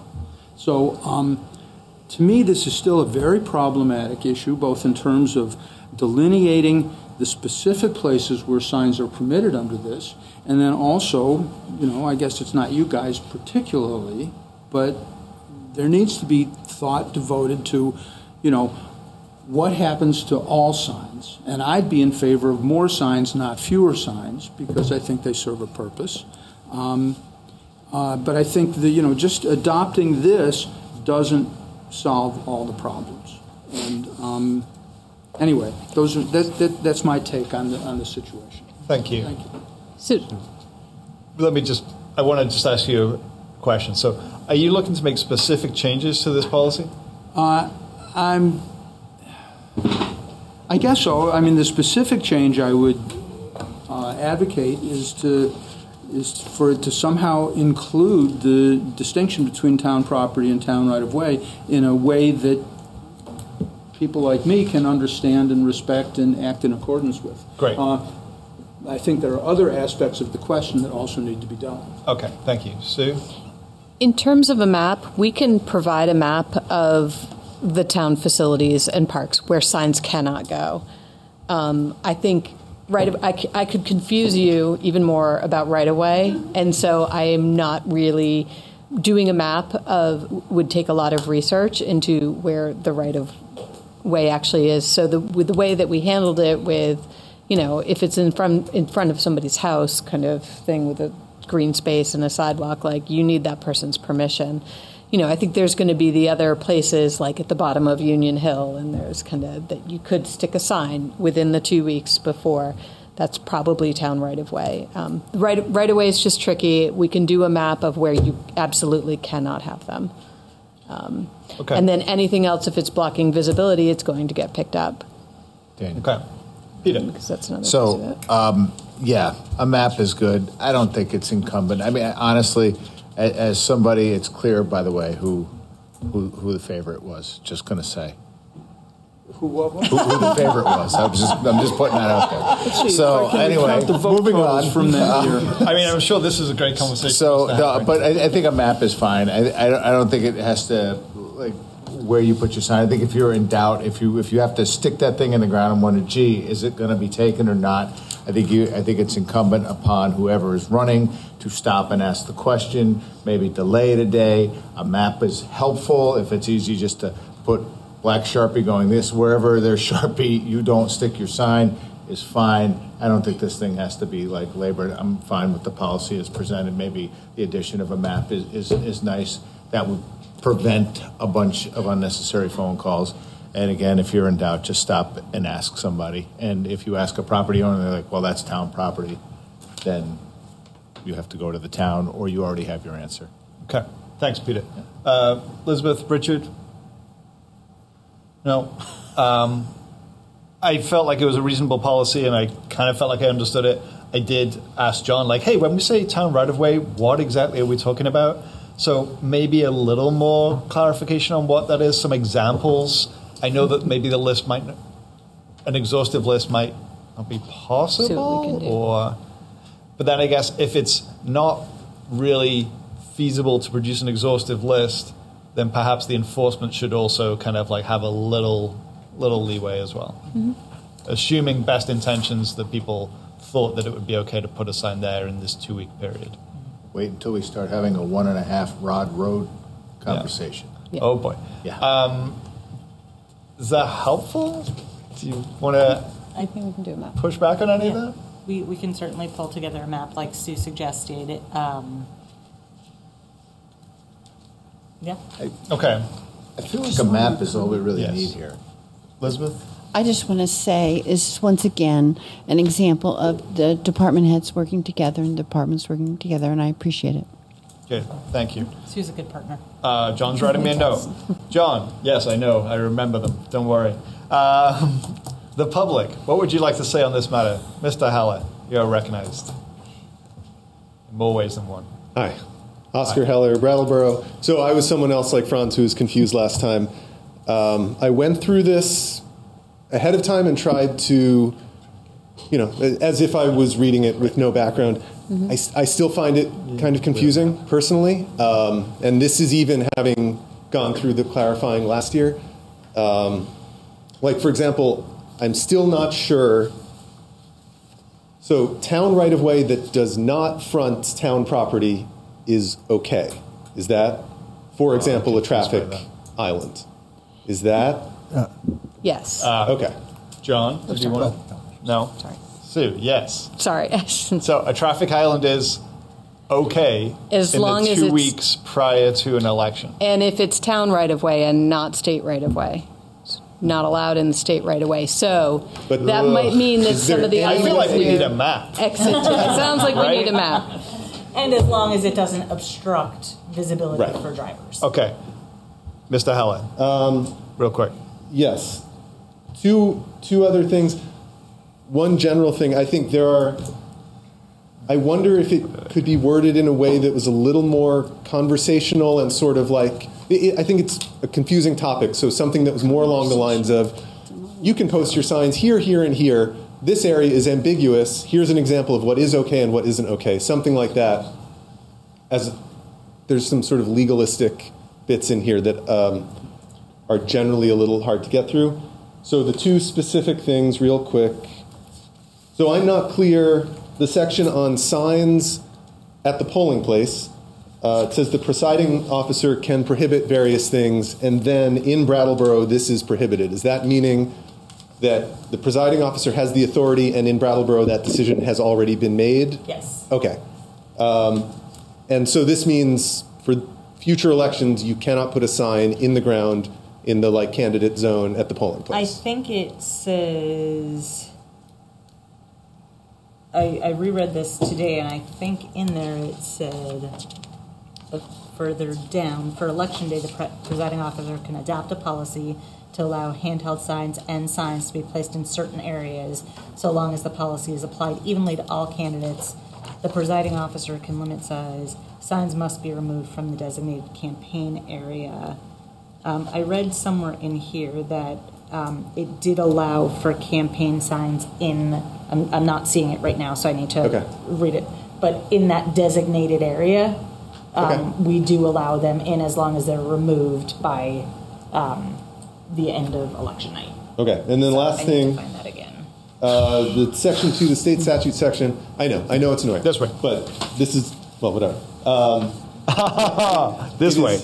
Oh, okay. Yes. Oh, I thought you were saying wrap up. Sorry. No. So I am, having read this really reads to me as if state statute says that every temporary political campaign sign cannot be displayed for more than 2 weeks. I read it. Is it intended that that means only on town property? Because if I read section 2 all the way through, it looks to me like state statute says signs can only last for 2 weeks. If so, a lot of signs for the primaries are going to need to be pulled like tomorrow. So No, that's not right. Correct. But okay, it doesn't read that way. If you have a sign right now on private property, that sign can stay there until whenever, provided the private August property 14th. owner is fine with it. So section 2 starts with on public or private property, ... bulleted list of things. So we don't need to resolve it. I'm just calling it out. Yeah, thank you. Boy, I was really hoping we were going to adopt this policy as presented, but I got a feeling we might be adopting it as amended, or even not adopting it. And that would be a troublesome thing so close to an election. It would be. Yeah. I feel like everyone's asking for a map and a little more clarity on where in some plainer language. Mm-hmm. I understand state statutes in here and that needs to be in its statutory language, but do you think that you could amend it with a map and some examples in time for it to be useful? I don't think I can do it for your next meeting because I'm on vacation next week. So I'm just gonna stand on pretty firm ground that I think a map is a reasonable amendment, and it becomes incumbent on the person who is running to find out where signs can and cannot be placed. I think. Let me ask you a question then. Yeah. So if a candidate were to come to the planning office and say, hey, I want to put signs here, would you be able to say yay or nay? yes. Okay. That's good enough for me for now, and maybe a future iteration of this document can have a map when staff have capacity to do so. Board? That Good with works that? for me. Okay. So Liz made a motion earlier. I know, I see you. We got so much more that we need to do. seems like there's language that isn't what people thought it was. Do you want to come to the microphone? Yeah, sorry.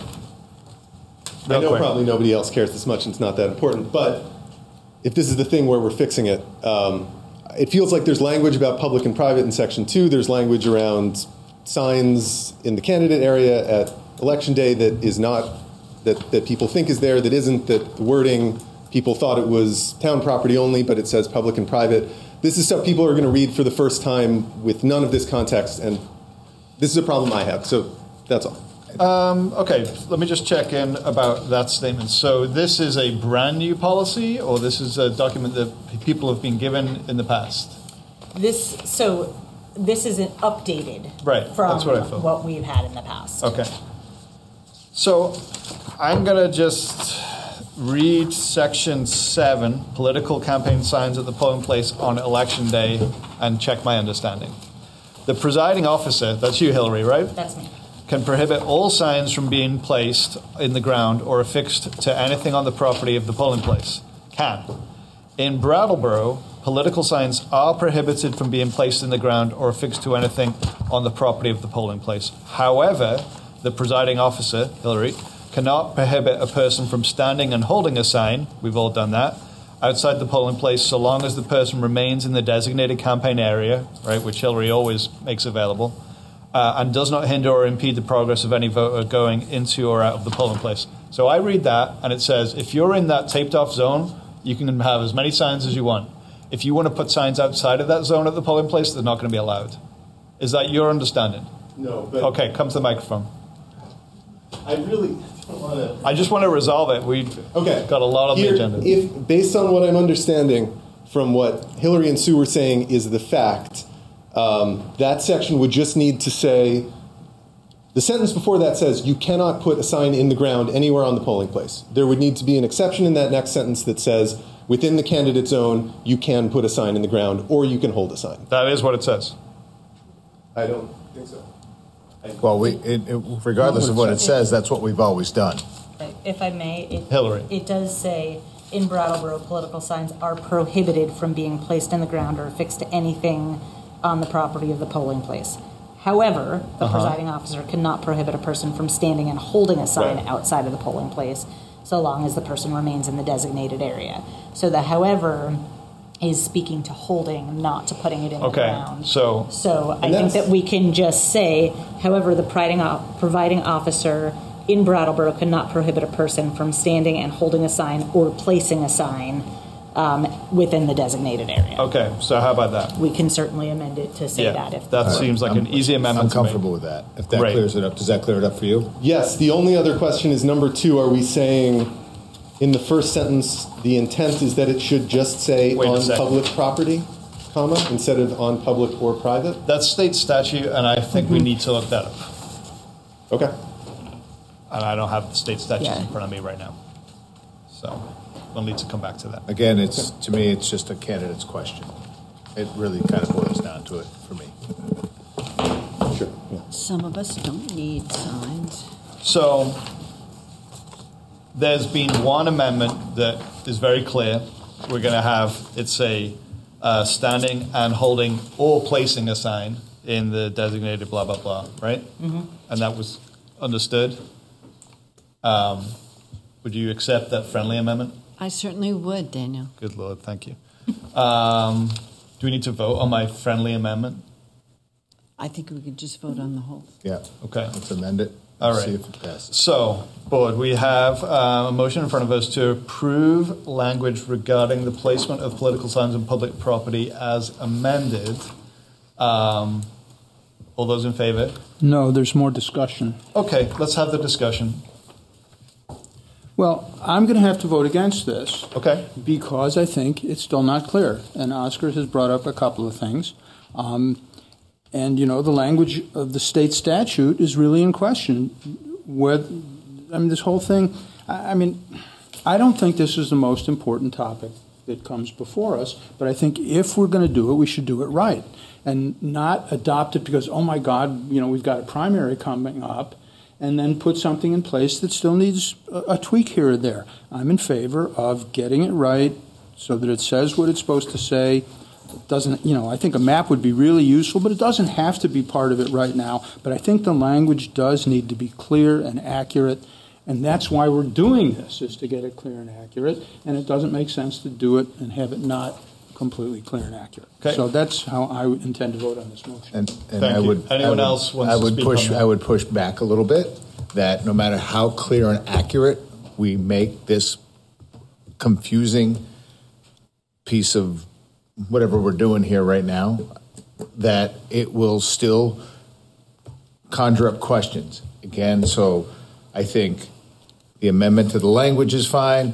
I think having the candidate, it be the candidate's responsibility to find out where their signs can and cannot be put, and a map, and we put this thing to a vote and move on. That's right where I feel. I think everything that's been presented tonight is fine. I'm hearing what Oscar's saying, but again, I think just putting this back and putting it off another 2 weeks and then putting it off another 2 weeks is just, we've already spent what I consider something that we should have been discussed for 10 minutes and put and been in the rearview mirror at this point. We've got other things that we need to talk about that are more pressing and important. And I'm not knocking that this is not an important issue, but I think the amendment, putting it on the candidate to find out where their signs can be put. You're running for political office. It is your responsibility. A map would be helpful. Great, thank you. Richard or Liz? Yeah, I'm comfortable with the changes that have been made as an amendment. Okay. Liz? Me too. Okay. All right. So we've got a motion on the floor to approve language regarding the placement of political signs on public property as amended. All those in favour, please raise their hand and say aye. Aye. That's 4. All those opposed, raise their hand and say nay. Nay, that's 1 against. Passes 4-1. I'm going to move on to fiscal year 2025 property tax rate. And no, we're going to take a break after this. Okay. Kim Frost is going to come up and present on this, and then we'll take a break. This should be fairly straightforward, because if we want to amend any of this, we're in all kinds of trouble. Thanks so much to Hillary. Thank you, Hillary. Oscar. Thanks. Kim. Good evening. Hi. So the good thing is that state statute requires that the select board set the rate, but every decision has been made. So that's a good thing. So we made the decisions earlier this year at RTM when the budget was approved. The grand list was lodged in June. These are the 2 numbers that make up the municipal tax rate. Then at the end of June, early July, we find out what the educational tax rate will be. And then the end result is what we are presenting to you in the memo tonight. So the homestead tax rate, which is combined municipal and education, increased about 7.82% from last year. Putting this into dollars, because that's the best way for everybody to understand, taxes will go up $245.70 per 100,000 of assessed value. $62.20 is the municipal rate, and $183.50 is the education rate. So that increase is split. 25% of that increase was the municipal rate, and 75% of that increase was the educational rate. The rest is in the memo. That was just like a quick summary, if you have any questions. Thanks, Kim. Yep.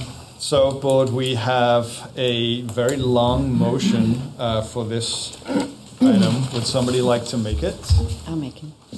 I got to see if Franz wants to make it. You've made a lot of motions, Liz. I'll be happy to make this motion.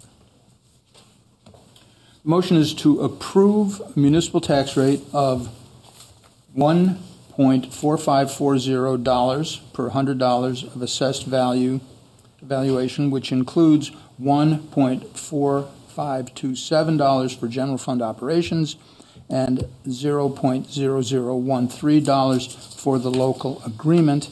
An additional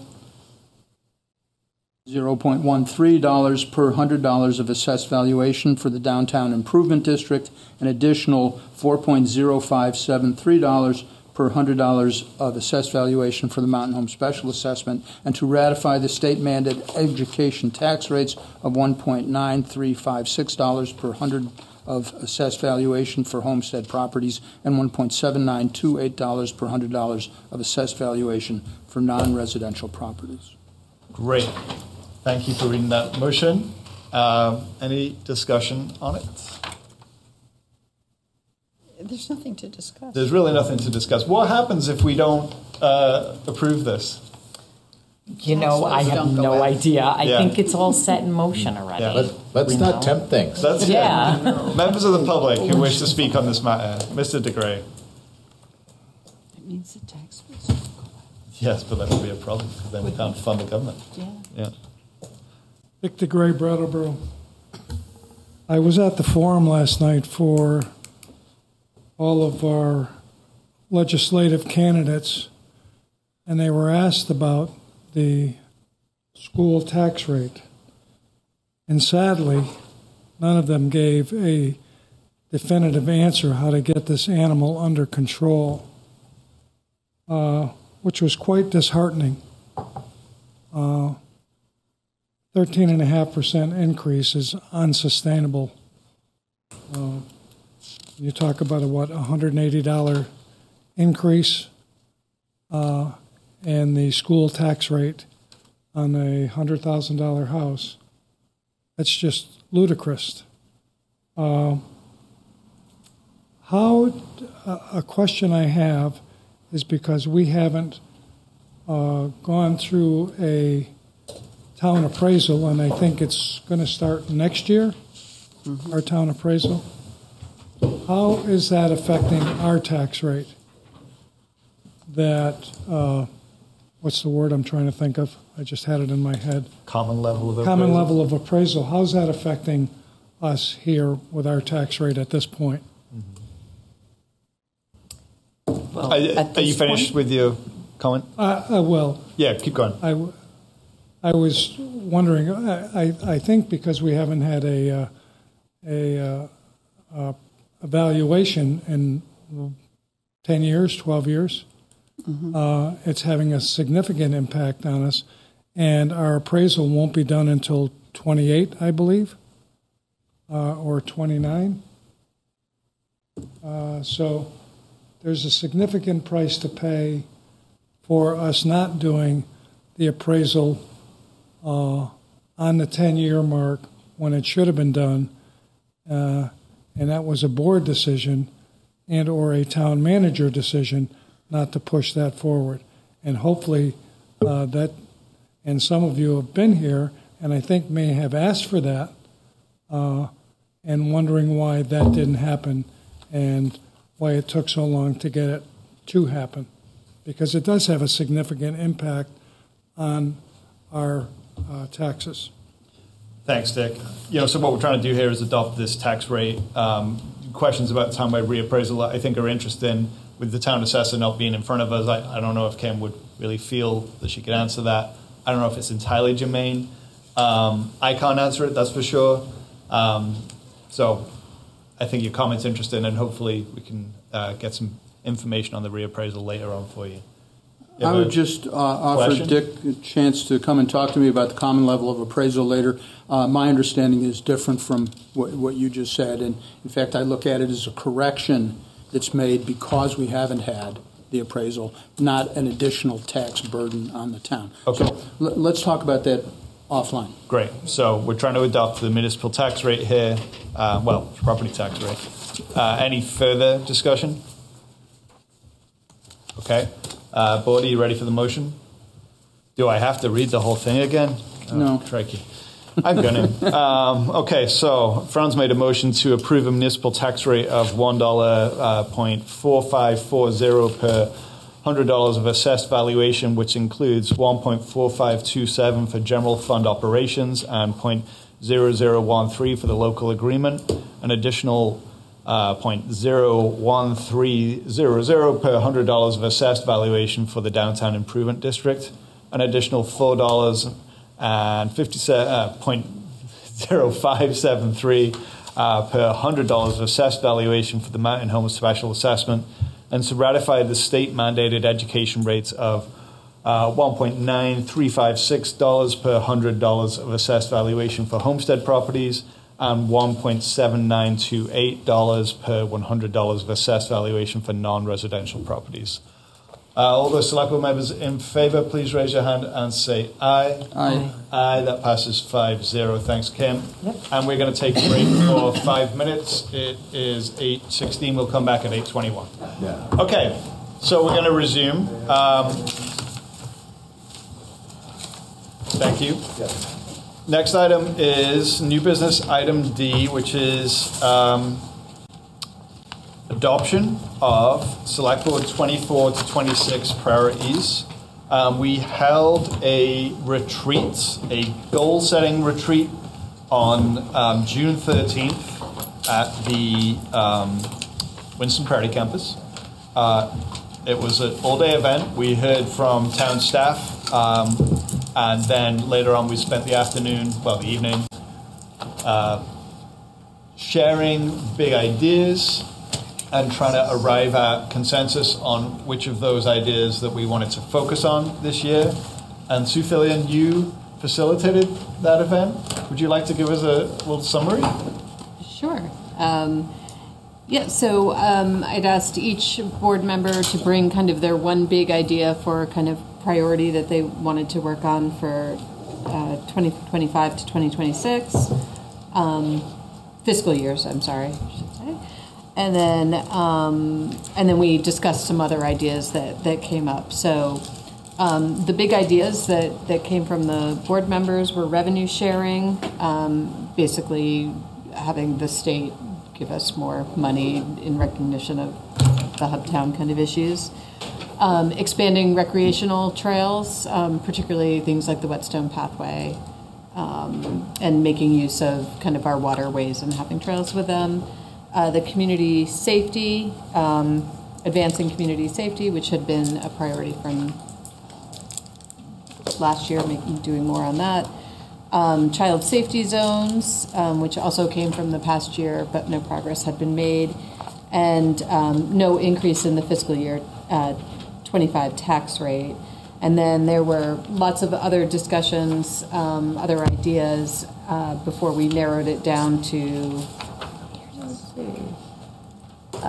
five that board members ended up kind of voting on. And the voting was designed to be voting on each priority and your excitement of working on that or moving that forward. But in the end, it kind of worked out where there were a couple of top ones, and they were finding a path forward on community safety, child safety zones, and revenue sharing. And then the next two vote getters were create sober living and recreational trails along the rivers, determining feasibility and planning for them. So we're bringing before you a recommendation to have the following three priorities kind of guide the work, which is finding a path forward for community safety, developing the concept of child safety zones, and enhancing revenue sharing with the state. Great. Thank you, Sue, for that recap. For folks for folks who weren't Oscar, because Oscar attended the entire day, you can watch this event on BCTV. It was a public meeting. It was also all day. And I reviewed the tape just the other day for my own reasons. Did you really? Not all of it, but the latter half. So if folks want to hear the discussion that went into these ideas, that is available on the BCTV video library. So, board, the motion in front of us tonight is about adopting these priorities, and I just want to point out that there's a slight typo. It says to adopt the following 25, 26 priorities. It should say 24, 26. Yeah. So, Select Board, somebody want to make a motion? Kick this off? I'll motion. Peter? As soon as I find it. Yeah. Thanks, John. I'll motion to adopt the following 2024-26 Select Board priorities of community safety, child safety zones, and enhanced state revenue sharing. Great, thank you. Discussion on that motion.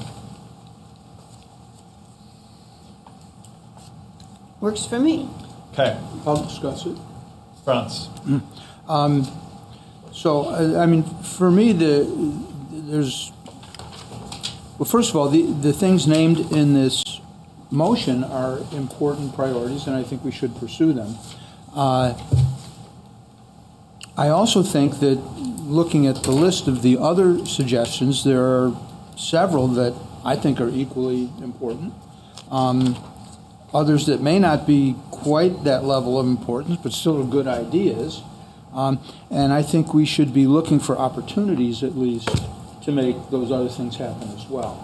And we discussed that at the retreat, and there was support for that. But I just want to emphasize how the list that we've been given includes things that I would dearly love to see happening in our town, and that I'll still be looking for ways to make those things happen when the opportunities present themselves, and allocating resources to make those things happen when possible. Great, thank you. Fair enough. Other board members. Richard.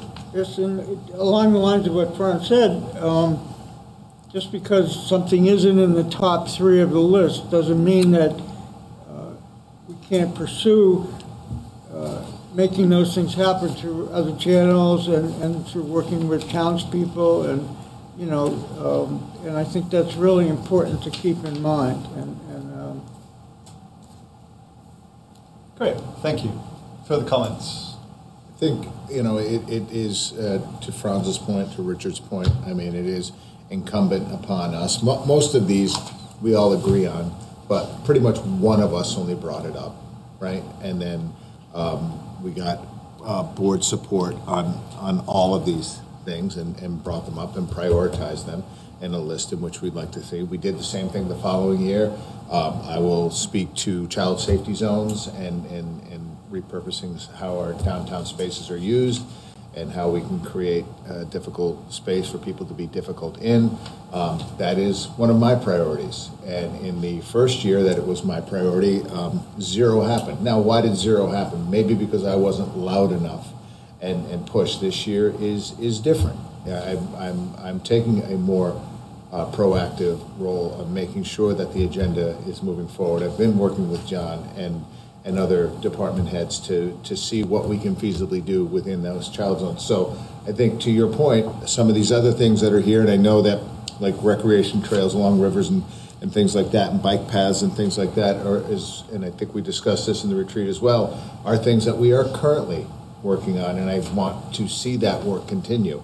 I think by prioritizing just 3 things puts this board in the best chance to move forward, have big successes, and so I'm a big fan of advancing those 3 as our priorities.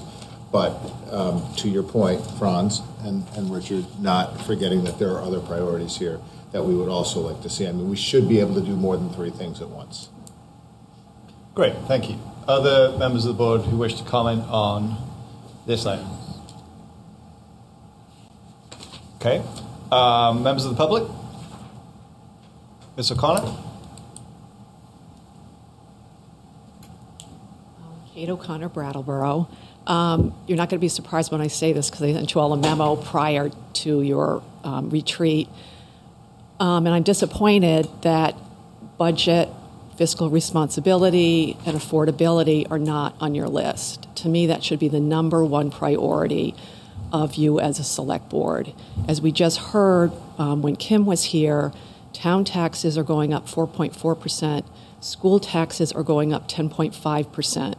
The 10.5% would be higher, but the school district chose to use $3 million in contingency funding to lower it. Part of that was surplus funding, but it also included a 2% across the board cuts in all the schools. So I think not putting that on your priority list sort of puts it out there where you're going to forget about it. No, you're going to tell me, oh, we're not going to forget about it. But it should be on the top of the list. Also, in that whole realm of the budget and affordability needs to be a thorough, open, public budget process this year. I think those go hand in hand. So as somebody who thinks this is the number one thing, I'm disappointed that it's not on your list. Thank you. Thanks, Kate. We did have quite a discussion about a proposal to have no increase in the FY25 tax rate. I'm not going to rehash that whole discussion now, but it was a real consideration. And what we ended up saying, I see, was, hey, that's not going to be one of our priorities as such, but I think John and Patrick heard us quite clearly that we wanted that budget to be as lean as possible this year, and we're gonna see how that shakes out, I guess. France. Thank you, Daniel. I just want to point out that that's actually an incorrect statement of the proposal. It was for no increase in the FY26 budget. I mean, we're already in the FY25 budget. So the next budget. Yeah, so we're in for the subsequent budget that I had originally proposed no tax rate increase. And yes. Okay, so other members of the public with comments on these select board priorities that we're hoping to adopt this evening? Yeah. So come up to the microphone, tell us who you are, and then you've got up to 3 minutes. Okay, I'm Sueña LeBlanc. I live in West Brattleboro, and I'm very happy to see community safety and child safety zones on here. I'm not exactly sure what they mean, but I hope they include bicycle safety and bicycle lanes. I am a cycle commuter. I bike 99 out of every 100 days here in Brattleboro year-round, and it can be pretty terrifying sometimes. On a daily basis, there's microaggressions of just drivers not understanding what it feels like to be a cyclist. I have a cargo bike. I foster children. They ride on the bike with me, and people are careless, outright rude, and sometimes very dangerous. A friend of ours got hit by the Creamery Bridge recently. I've been hit by a car, not in Brattleboro, but I know what it's like, and yet I choose to bike. I had an incident on a place that on our town map says has a nice bike lane. It's on William Street. Paint is not bicycle infrastructure, so there's pictures of bikes, and on our map it makes it look like we have this nice safe road to ride a bike on. I rode with my 10-year-old foster child from New England Youth Theater rehearsal to the softball field for a softball game about a month ago and was terrorized by 3 young drivers. I have been afraid to ride my bike on William Street since then, even though it's the safest route for me from downtown to my home in West Brattleboro. I was riding, I had a 10-year-old on my bike, and right up 2 motorcycles, so scary, right up on our butts, and then zoomed around, followed by a car. So there has, some people are talking about maybe a one-way street on William Street and making a nice, fat bicycle lane for people to get from downtown to West Brat to this, the parks and the municipalities there, the pool. I see kids. I work up at Winston Prouty. That sidewalk is trash. You can't walk 2 abreast. And it's a 25-mile-an-hour zone. Nobody's going 25 miles an hour. I hold my breath at several of those blind turns every day. And I would really like to see some real thought. I appreciate that people tried hard on those West Street bike lanes, but they're not safe. I think they've made things worse. And that's what I'd like to say. So hopefully cyclists are on community safety. Thank you. Thanks, Sueña. Other members of the public that would like to speak on these priorities, either in the room or on Zoom? Okay. Board, are you ready to adopt these priorities? Sounds like it. All right, so Peter made a motion to adopt the following 24 to 26 selectable priorities: community safety, child safety zones, and enhanced state revenue sharing. All those in favor, please raise your hand and say aye. Aye. Aye. 5-0, that passes. We have adopted those priorities. Now we will get to work on them. Next up, thanks so much, Sue. Thank you, Sue. Next up is committee vacancies. We have some appointments to make. At 5:15 this evening, we held interviews for the Development Review Board. And at the time, feels like a long time ago now. I got him right here. At the time, we interviewed Tom Mosikowski, Alison Gauthier, and Keith Maxwell. There were 2 vacancies. Keith Maxwell withdrew his candidacy, so I feel like, board, we could probably go ahead and I'm going to propose that I'll nominate a slate of Tom Mosikowski and Alison Gauthier for the Development Review Board. Would we do the alternates separately? Yes. Okay. Yeah. Lump it all into one. Well, I'm going to do that just now. Thank you. So we've got Tom Mosikowski and Alison Gauthier for the Development Review Board. Any other nominations? No? Okay. So we'll vote on them. All those in favor of appointing Tom Mosikowski and Alison Gauthier to the Development Review Board, please raise your hand and say aye. Aye. Aye. It passes 5-0. They have been appointed. Keith Maxwell indicated he would be interested in being a Development Review Board alternate. Any other nominations for that position? No? Okay. All those in favor of appointing Keith Maxwell as a Development Review Board alternate, please raise your hand and say aye. Aye. Aye. That passes 5-0. Keith has become an alternate. Tree Advisory Committee we're going to take up at our next meeting. And CPCC. And that is it, my friends. So I'll take one final motion.